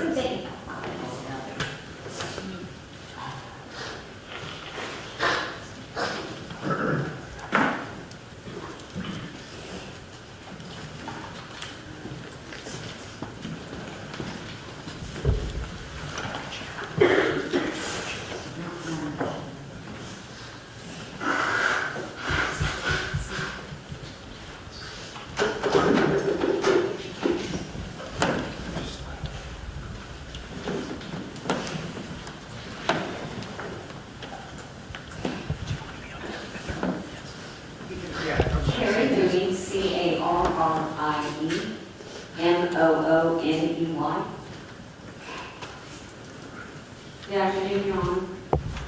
Hello. I'm Carrie Mooney, and I'm Megan Mooney's mother, or as many of her childhood friends call her, Smiley, and her high school coaches and college friends refer to her as Moons. Judge Sachs, thank you for allowing us the opportunity to voice how this horrible tragedy has affected all of us, and for the time that you've already given it. I've been anticipating this day for what seems like a lifetime. The last 3 months leading up to it, I literally felt like an impending doom was about to happen. The stress and anxiety overwhelming. Before I get into I have dreaded having to look at this person, Michael Motley, in the face because I spent, admittedly, 2 years despising him, to be perfectly honest. Before I get into the specific psychological, physical impacts it's had, for context purposes, I'd like to give you a snapshot of who our gorgeous, angelic, 22-year-old daughter Megan was. And some context also of what was going on the previous 6 months to a year before our precious angel was absolutely and abruptly taken out of our lives. I promise to not go on forever, but I want to start with Megan's birth story because it's a pretty remarkable one. When I was in my 4th month of pregnancy with her, I was down to 90 pounds, and the scale was continuing to head in the opposite direction of where it should be going. That was because I was experiencing the absolute worst Crohn's disease flare-up, of which I was diagnosed only 6 weeks after our first child, Johnny, was born, a year and a half earlier. We were never so frightened and very nearly lost our sweet Megan. But despite living in Tampa, the Mayo Clinic up here in Jacksonville, they agreed to see me where I was immediately admitted and stayed for 2 weeks before being released. I had gained back some of the weight, and I was sent home on medicine prednisone. Everything after that went fairly smoothly until May 1st, when Megan arrived into the world 6 weeks premature. Her due date was actually June 12th, which was my parents' wedding anniversary. Once again, we were scared to death. It was far too early yet for her to be arriving. But God certainly had his hand on Megan, our forever special angel girl, from the start. You see, May 1st was John and I's 6th wedding anniversary, and also her big brother Johnny's 2nd birthday. Yes, all 3 of those life events took place on the same day.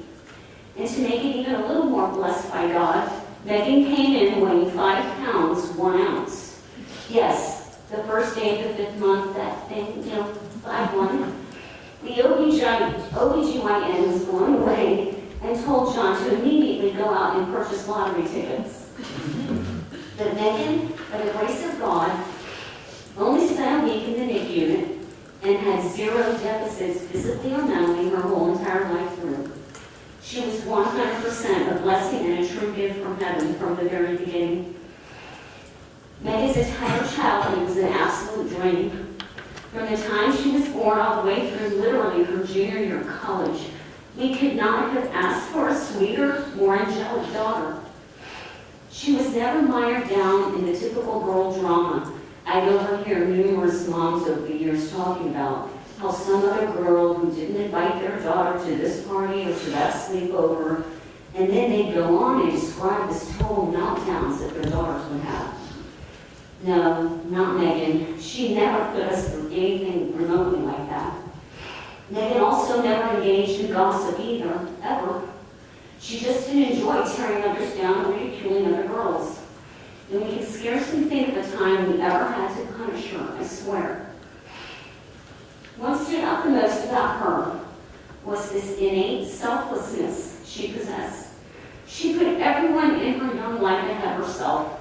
I remember in a dance class that I had her in at 4 years old, she let every other little girl ahead of her to line up to do the routine. And she'd end up not getting her turn or be stuck way in the back. I tried explaining, I said, honey, sweeties, it's absolutely fine to let a couple of the little girls go ahead of you, but not the entire class, baby doll.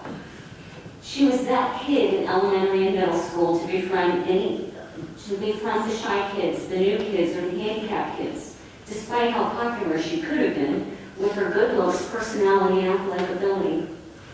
In fact, by middle school, the popular cliquey girls would actually get angry with her, never understanding why Megan would always try to include the lesser kids. She simply got along with everybody. She had friends in all different types of groups. She'd go out of her way to sit at lunch so often with the less popular ones. Megan was also the least materialistic girl I ever knew. I'd buy her so many cute outfits that would just hang in her closet, the tags still on them. She was never about hair, makeup, nails, any of that. Her first college roommate has a hilarious story about a pair of old smelly shoes that she simply wouldn't throw out. I was so mortified before they even became roommates, and I said, you're not taking those shoes, I hope, with you.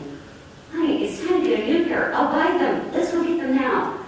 No, she wanted to keep those shoes.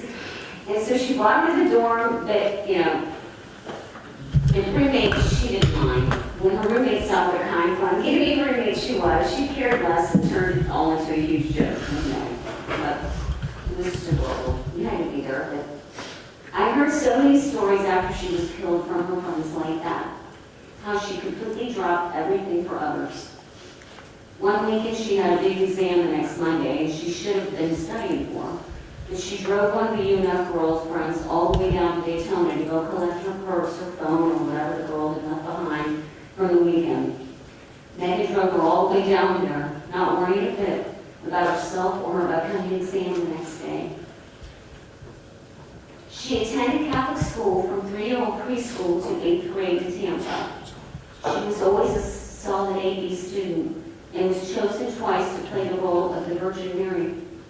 The second time held great weight, though. It was to get to play the role of the Virgin Mary in the reenactment of the Stations of the Cross during Lent.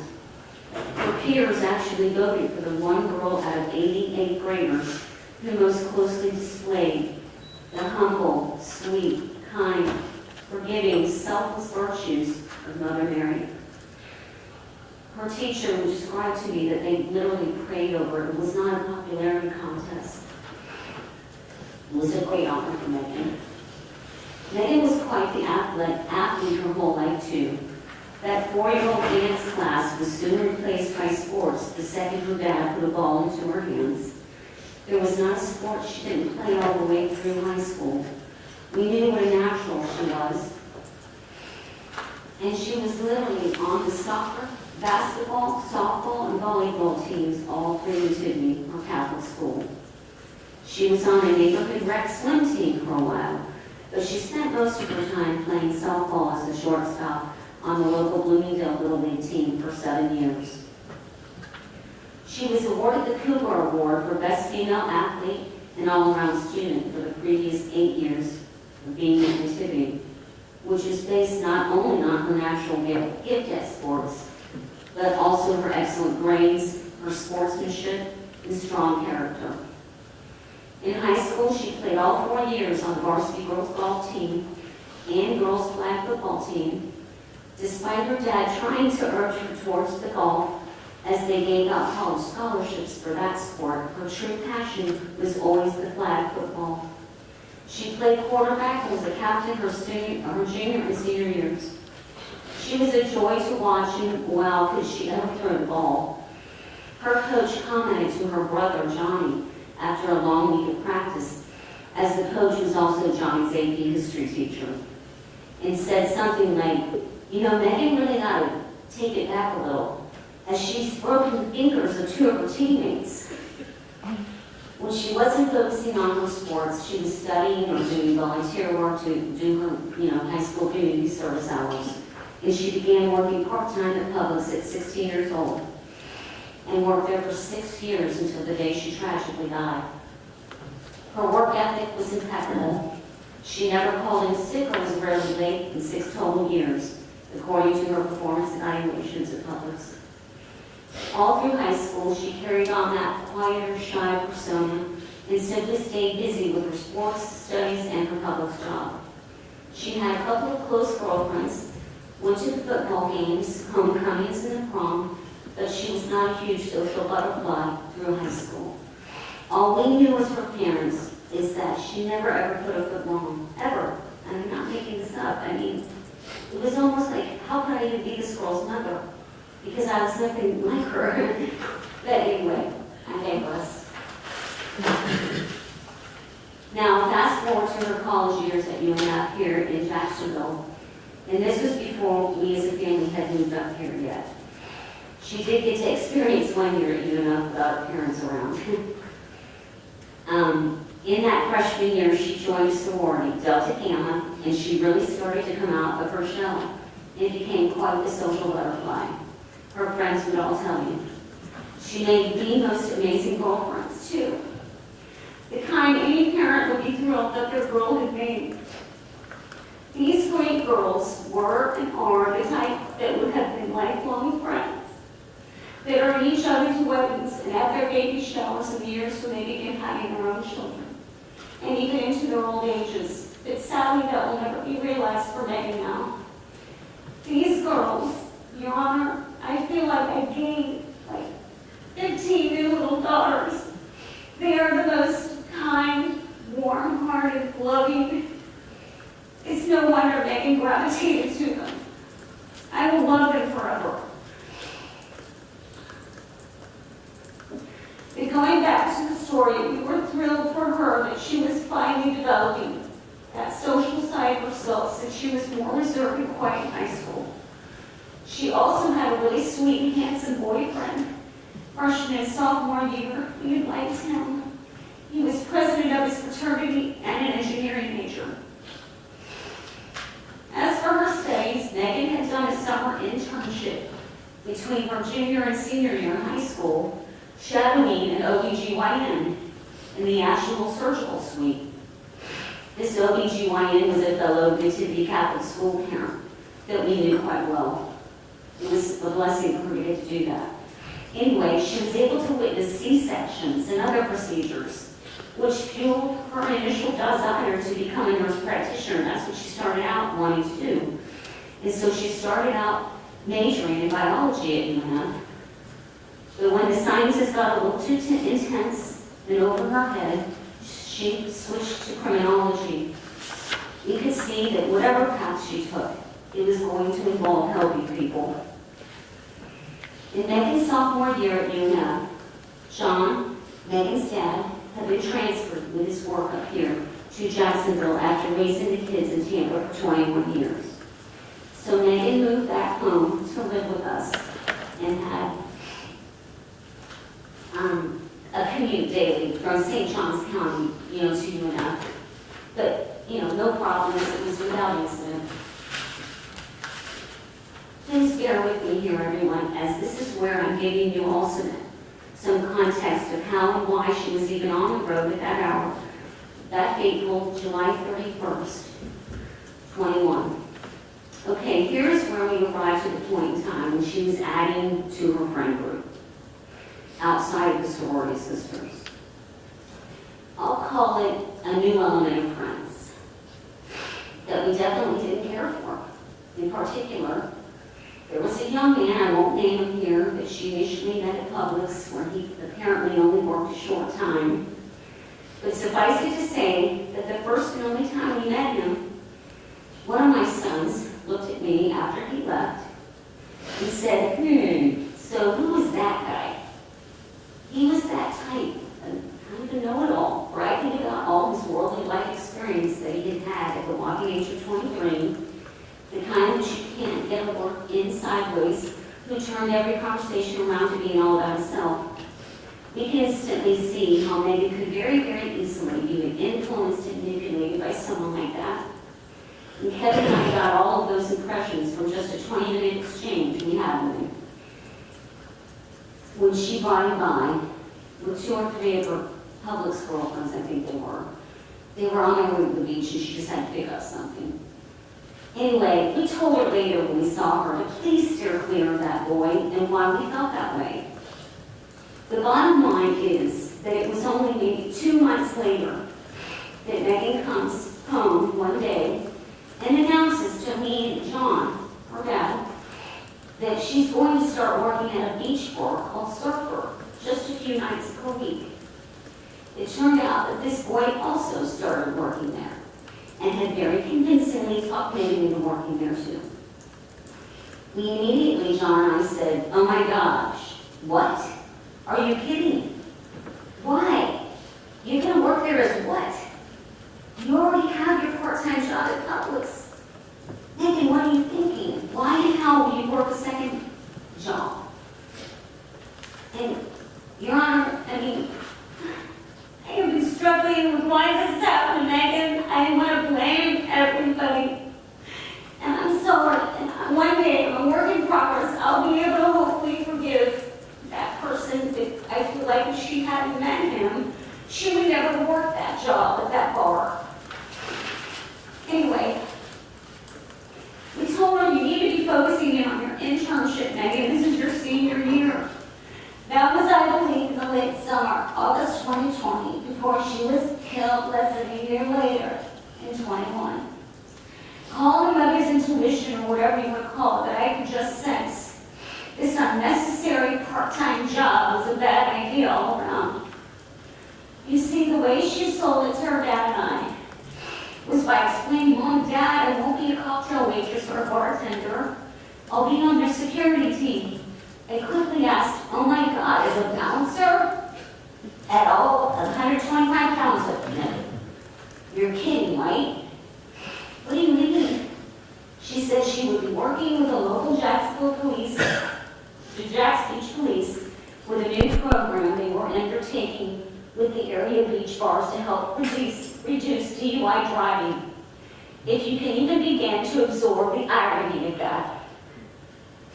She would call Ubers for kids, get water for them, give hand signals to the cop at the door, Surfer will alert them that she had just witnessed a kid downing 2 or 3 shots and then getting his car keys out to leave the bar. She gives a signal to the cop. The police would then approach the kid and make them take an Uber. She went on to tell us, it sort of has to do with my criminology, major Mom and Dad, so I really want to do it. And I just said, really? Is all I can skeptically think. That the only negative we could ever say about Megan her whole life through was regarding her stubbornness. Well, when that girl got an idea into her head, there was going to be no changing her mind to see another side to it. She knew we didn't like the entire idea at all. We told her back then how worried we'd be with her driving home that bar at night from Jacksonville Beach all the way to St. Johns County, where we lived. But she had a solution for that too. She did have a half a dozen girlfriends that all lived near UNF and the beaches. She promised she'd be crashing at their apartments on most nights that she would ever work at Surfer. So we had that agreement in place. So she worked there for several months for the rest of 2020 and then into 2021.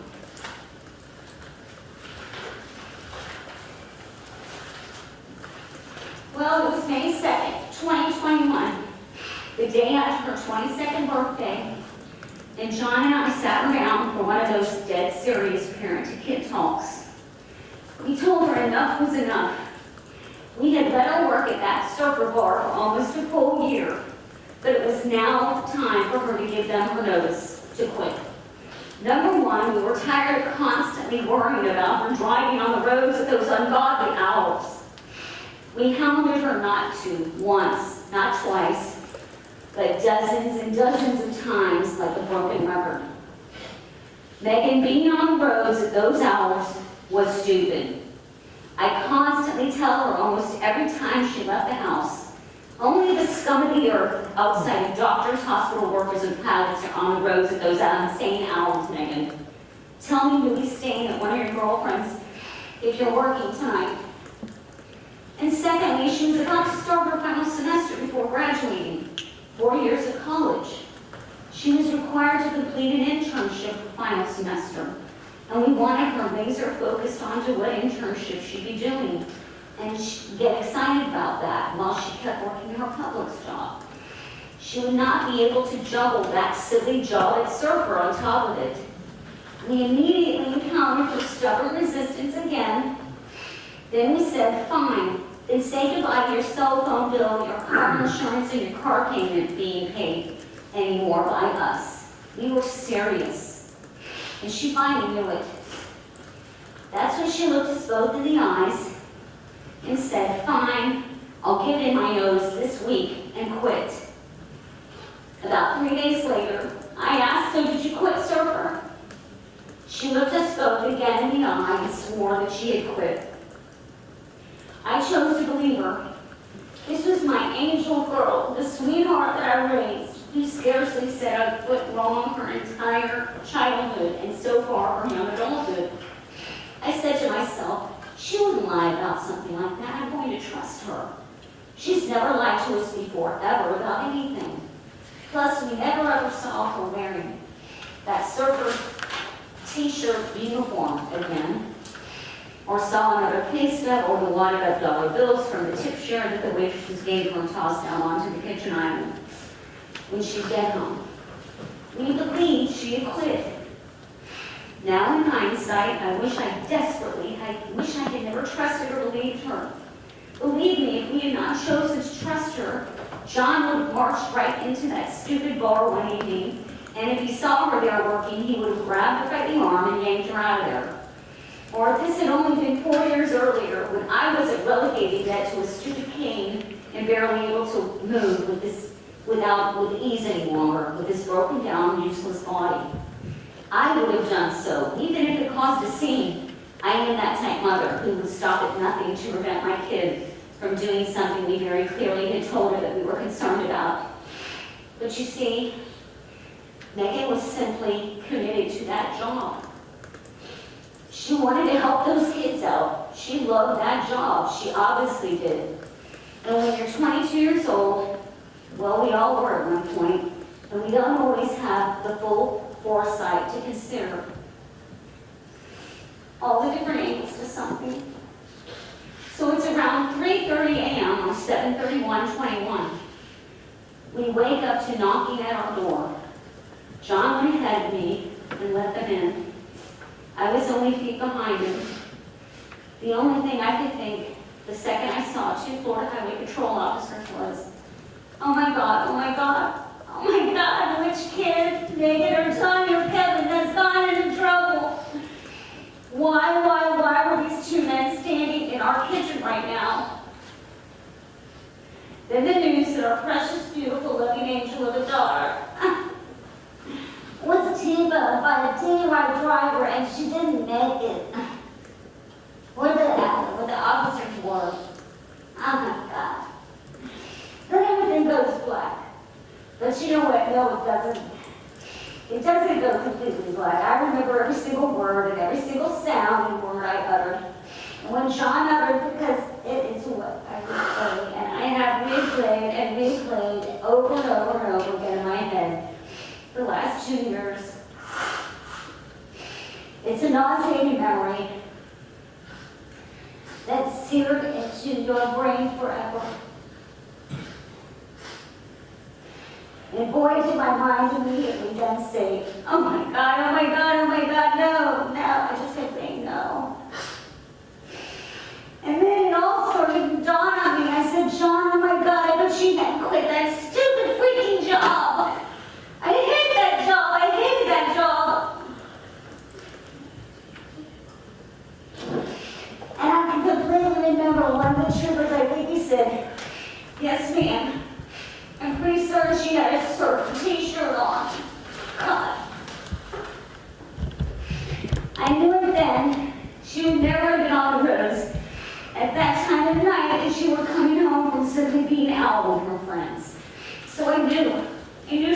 working. She rarely ever came home and she was going to have a fun night out with her girlfriends. She would stay at one of their apartments. Can you even begin to wrap your head around that? Not even knowing 100% where your girl was coming home from when you find out she was just killed? I wanted to go kill myself. I became numb and like a zombie. But I forgave her instantly. Of course, I forgave her instantly. Obviously. I was 22 once. She was simply very committed to that job and helping others. And she was so naive. I know that now. That it's been very painful to have to deal with that. Thank you, John, I'm okay. I got through that. So what impacts has this had on me, Judge? We'll start with the psychological and emotional ones first. I haven't had a full normal night's sleep since it happened. I often wake up with a jolt. My very first thought upon awakening is me being in a car and then getting hit by another car going 87 miles an hour. I actually feel a huge bang in this half-dream-like state. I then lay there, wondering what was going on inside my baby girl's head. If, God forbid, she was even remotely conscious. I wonder if she was aware at all, and if so, what the poor angel felt the second after the front end of that man's Jetta plowed into the side of her. Did she suffer waiting for an ambulance to reach her? What thoughts were running inside her head? It's then that I immediately start saying a Hail Mary, praying that she did not have any consciousness. And this is all in the morning when I wake. Hail Mary, full of grace, Hail Mary, full of grace, and I just pray that over and over and over again in my head. And sometimes out loud to drown out that horrible thought. I even remember sometimes they knock at my head to make the ugly thought leave my brain. After the prayer, I start getting up out of bed to do my regular routine. Yep, that's how I've woken up 2 good times to give you an actual count. At the beginning of my body, I was having every single morning. Then it lessened to maybe 2 to 3 times a week. Now I say at least once a week, even now. The entire wreck replays in my head like it's me instead of Megan. I wish it had been me. It should have been me. My body is worthless. I can barely do much anymore. Why would God not take me instead of her? It replays in my head like it was yesterday that it happened. This is 100% true. After I get physically out of the bed and get my bearings, I go onto the patio and have a proper prayer to Jesus. And I ask for the Virgin Mary's help. I ask her to hold my Megan in her arms and keep her protected the way I apparently did not. And I beg God's forgiveness. Then I go grab my coffee and start reading. I'm also plagued off and on, sometimes weekly, other times daily, by the idea and worry and wondering how losing your sister at only 24 and 20 years old has and will continue to affect both Johnny and Kevin, our 2 sons. Is it festering down deep somewhere in their psyche and will only come out in some horrible, bizarre way years down the line? I've done my very best to check in with them emotionally, but it's difficult with young men. They don't emote very well or very often. They both tell me that they are fine and that they are utilizing their Catholic faith to help by speaking often with our priest and reading good books on grief that I've tried supplying them with, but you never know. I do know that Johnny, the 24-year-old, had a mini crisis those first 2 months, right after it happened. But I provided a psychologist's contact information to him, and I know he was going to see her for many, many months afterward. He assured me that it helped a lot, and he is way past that emotional crisis. I'm very grateful for that. I was so proud of Kevin being able to almost immediately begin his junior year at the SHU. Megan's funeral was on August 7th, 21. Classes started were on August 17th. I know he has utilized the Catholic Church, St. Thomas More in Tallahassee, to get him through the toughest period.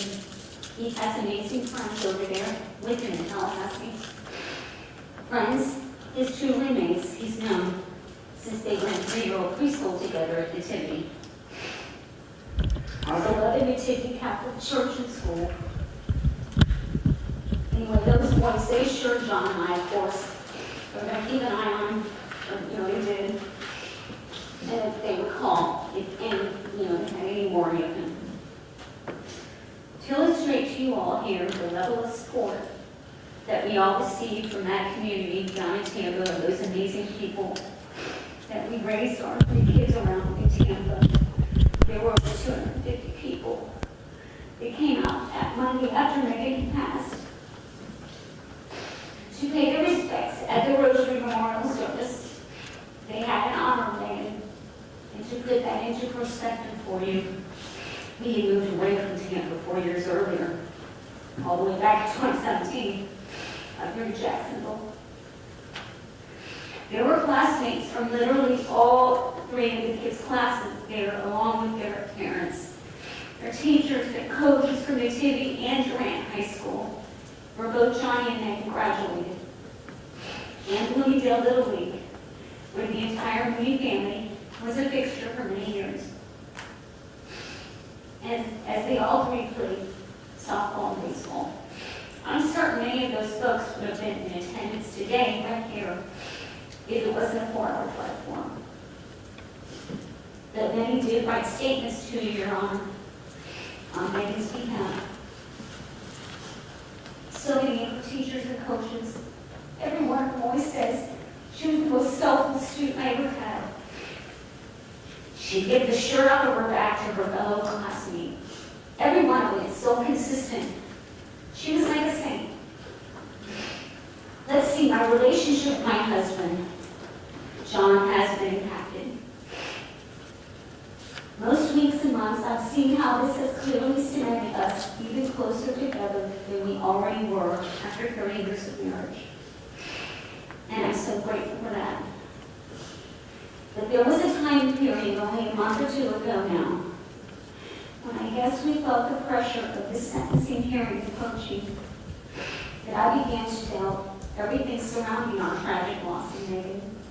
You see, it's totally believable that now we've experienced it firsthand, that the statistic that you always hear about is the one that states 80% of marriages fall apart and most couples divorce after the loss of a child. This entire tragedy placed a microscope on the marriage. You began to play the blame game inside your head, going all the way back, oftentimes, to years before the event. Months before the event, weeks before the event. I began to question big time.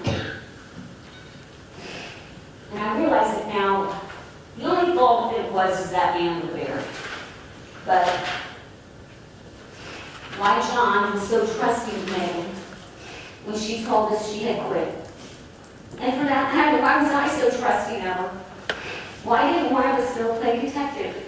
Why didn't we drive down to serve her some Friday night between May 2nd of 2021 and 7/31 of 21 and march in there and just to see for ourselves that she was still working there? We should have. Why didn't we? If we had done, she would be here alive with us today, and none of us would be sitting here right now.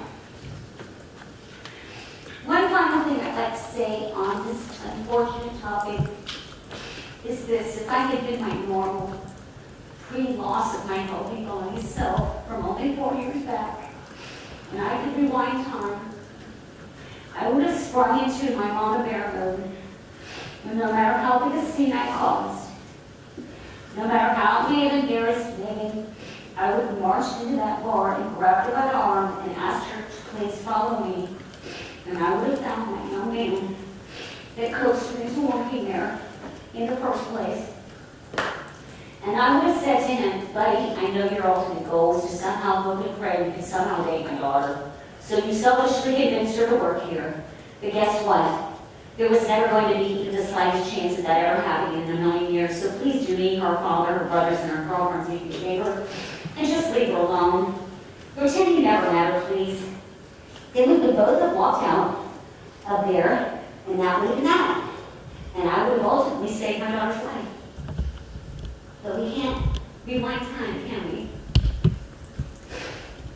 Now on to the physical impacts. A chronic condition that I've had since the age of 6, rheumatoid arthritis, and no, not the old people kind. I was diagnosed at 6. It's admittedly not been doing well prior to July 31st, 21. It wasn't. I mean, I was starting to have some real issues. But this living hell has accelerated my joint and bone deterioration by at least easily 10 years. No, Michael Motley did not give me my family genetics or the RA. But, I'm sorry. Ask anyone in my family how I've done physically the last 2 years. Ask my Mayo Clinic team of doctors. Ask my physical therapists. Ask our friends and my girlfriends. They know the effects this has had. I'm certain this has shortened my life by years, probably about 10, I'd say. If I was meant to live to 75 years old, I won't be a speck surprised if God takes me at 65 after the stress of this nightmare. And believe me, it pains me more than you could ever imagine in saying that in front of our 2 tremendous sons sitting over there. We still have years ahead of us to see them graduate college and get settled into successful careers. Johnny has already arrived at that point in his life, but we also want to share in them both finding the true loves of their lives and marrying that one perfect girl. We have 2 weddings to get to enjoy.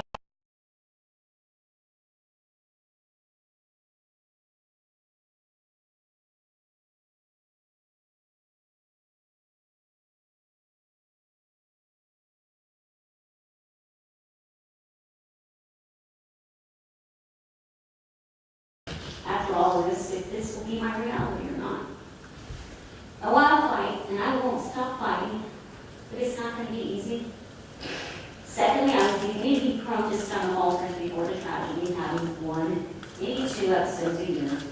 But now I get 4 to 5 episodes per year. Ask Mr. Kalinowski. We had to actually postpone this hearing so that I could have a full month to recuperate from the previous ulcer episode that got appointed on May 19th. I think you remember, Judge. I thank you so much for that extra time. You have no idea. I've had to cancel going to social outings too many to count. My girlfriends in Tampa had a Christmas party we were all looking forward to. No, had to cancel as my ulcer flared up in about 2 days before the party. Sadly, when these episodes hit, I'm down for a minimum of 3 weeks to fully heal. Because of my ill health from the intensity and stress it's caused this event, I stopped volunteering at our Catholic church and haven't been able to start or finish any personal projects, of which I have many that I used to enjoy. I spent 18 months feeling like a zombie, going through the motions, but not really capable of making sound decisions or engaging in anything very fun anymore. I drowned out the pain and the emptiness of this loss from Netflix binging, blowing money by impulse shopping, and mindlessly sitting up all hours of the night in the dark, either crying or worrying myself into a depression. John and I haven't been able to go to Tallahassee for a single FAU football game, parent weekend, or Kevin's fraternity parent weekends that we have since this has happened. How sad for Kevin and us. Both the physical and the mental challenges this tragedy brought are responsible. I hadn't been fully present for my 2 remaining children, emotionally the way that I should be. I get short-tempered with them, and I've even said very hurtful comments to them that I don't really mean at all, and I hate myself for that. I know it's a sideline result of my emotional loss that happened with Megan Mooney. John and I, when Kevin is away at FSU, we reside in a community called Valencia, right off West Highway 1. And it's a little difficult to live off of US 1 and never never use US 1. I pass through that intersection at least 3 times a week. And it is literal torture. I can't stand it, but it is our reality. So thanks, Mr. Motley. Thank you so much. We try to avoid it absolutely whenever physically possible, but it's US 1. You simply cannot go through it to get to just about anywhere from where we live. It's a nightmare for me. Anyway, number 10. This one to me is one of the worst impacts. And I promise I'm getting to it. I've fallen away from my Catholic faith in the worst possible way that I had never, ever done before my whole life. My faith has always been everything to me. I'm sorry, I just hate you. I've been so angry off and on with God. I go up and down with it like a roller coaster. Thanks, Mr. Motley. Holidays now, holidays now, they are just awkward, is all I can describe the 2 sets of them we've had to have without Ranger Megan. They are instead of something to look forward to, be excited about. I, for one, just want to get through them, get them over with. I never used to feel that way about them, ever. Oh, and also, we now try to make it a point to get out to the cemetery to visit with our Megan doll, of course, on all the holidays. Oh wow, just how every family wants to be able to spend their holidays visiting their beautiful and forever 22-year-old deceased daughter. Thank you, Mr. Motley. This has caused me to place a literal microscope on myself. How can I not save Megan? I should have been kinder to her. I should have tried to get to understand criminology better. I don't think I supported her or anything. Maybe she felt that, so maybe that's why she kept it a secret. I don't know. I feel horrible. Some of this is my fault. It's gotta be. Why wouldn't she listen to us by quitting that stupid job? I tell myself it's somehow my fault, but then I come to my senses and realize the fault lays within that selfish, ignorant, reckless, weak-handed signal over there. And this is important, this next part, and I promise I'm almost done. To finalize my statement, I want everyone in here to hear something about Mr. Motley that completely blew me out of the water. On September 1st of last year, 2022, the day after his arraignment in court, which is televised by a local news station, I get a call from a dear longtime friend of mine who had seen the news report. He and I went to Jacksonville University together back in the early 80s. He proceeded to say, "Carrie, you're not even going to believe this, that I actually graduated with Michael Motley from Bowles back in 1979. For any of you here that aren't familiar with Bowles, Bowles is a very luxe private college prep school on St. John's River off San Jose Boulevard here in Jacksonville. The last I checked, the tuition in 2023, to give you an idea of how prestigious the school always has been, is now $30,000 a year for K through 12. My friend only attended because his dad was a teacher and got greatly reduced tuition. My friend went on to say that Motley also was awarded a baseball scholarship to the University of South Carolina and said he was from a very big, renowned Catholic family in St. Augustine back in the day. How does someone with that type of start in life end up a repeat DUI offender, unemployed, never married, penniless, at 60 years old, and a convicted DUI killer of a sweet, young 22-year-old? How weak do you have to be to allow a substance to destroy your life to that degree? Also, and very important, Mr. Motley, are you stuck somewhere in a time warp back in the 1980s? There's now an actual thing called an Uber or a Lyft. They actually pick you up in a car and drive you, if you're intoxicated, to your destination. How completely ignorant is that not to utilize the other dozen ways there are now in the 2020s to get around if you know you're a total drunk by nature. Lastly, where is a 60-year-old drunk like yourself heading to at 2:30 in the morning, which is in the total opposite direction of where you lived? Traveling through red lights at 87 miles per hour and plowing into my precious law-abiding daughter who was simply driving home from her job. Were you on a suicide mission? Were you perhaps so mired down with vacant depression that you drink to numb out your pain? But in the meantime, not gaining an ounce of concern for other innocents that may be in your path. I want to say one final thing here. Megan was John's entire heart, my husband. I didn't know he would make it. She was sort of a carbon copy of her dad, her selfless, loving dad. I was honestly worried that this would very nearly kill him. You, Michael Motley, who brought this man from ever begging to walk his gorgeous, precious daughter down the wedding aisle, and of him ever holding each of her babies. I will continue to always worry about his psychological health forever now. I will never get to share in the excitement of meeting Megan's forever person, the love of her life husband, or participate in any of the fun festivities that play in her engagement party, her bridal shower, and her beautiful wedding.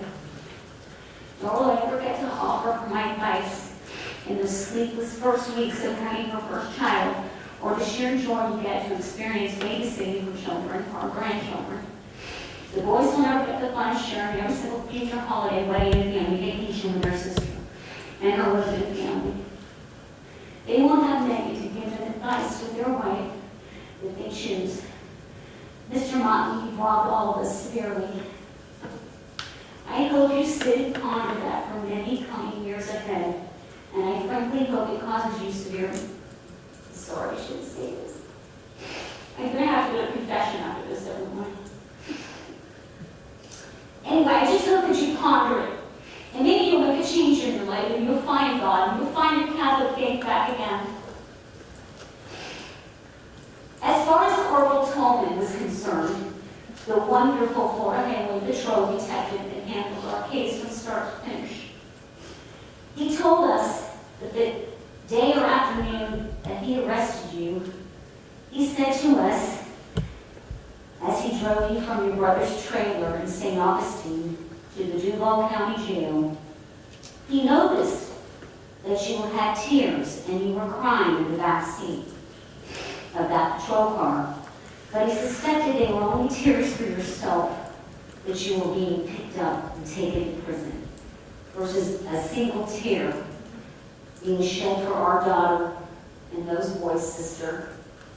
He said he saw no remorse at all in you, just anger and pity for yourself. I'm going to close on a positive note. I realized that I was the most blessed mother for being able to be Megan Nicole Mooney's mother for 22 short years. Megan was a pure and nearly perfect light in this world, and the type of giving self was eternally positive, trusting always, saw the positive in every soul she ever met. She was a rare gem. She was a person that you very rarely see in this day and age. She almost went against what all social and societal norms are today. And for that, me again feel so unbelievably blessed. Her dad and I had often, almost weekly, share with one another that we believe without a shadow of a doubt that our precious daughter was a young woman that fulfilled all that God and the good Lord had ever asked of her. And she would have continued doing that no matter how out of the norm it was. And for those reasons, we do absolutely believe God wanted to reward Megan and wanted her back home with him, where she will never see another day of watching others suffer or witness the myriad of horrible injustices and cruelties that occur here on earth. We have absolutely no doubt that she is an angel now that will always advocate for us, our family, and all of our friends, and be our biggest cheerleader. We've already witnessed some of that magic, we believe, was her actually making it happen. Yes, for selfish purposes, I had much rather kept her down here with us. But knowing she's in paradise is a blessing from God that we will not question or complain about. I love you, Megan, to the moon and back. And I can't wait to see you again, my darling girl. Thank you, Judge Lynn. Thank you very much. I do. We can do a real quick, just for the staff, we can do just about 5 minutes, just to make sure. I don't want anything to be rushed. All right, we'll do a 5-minute break.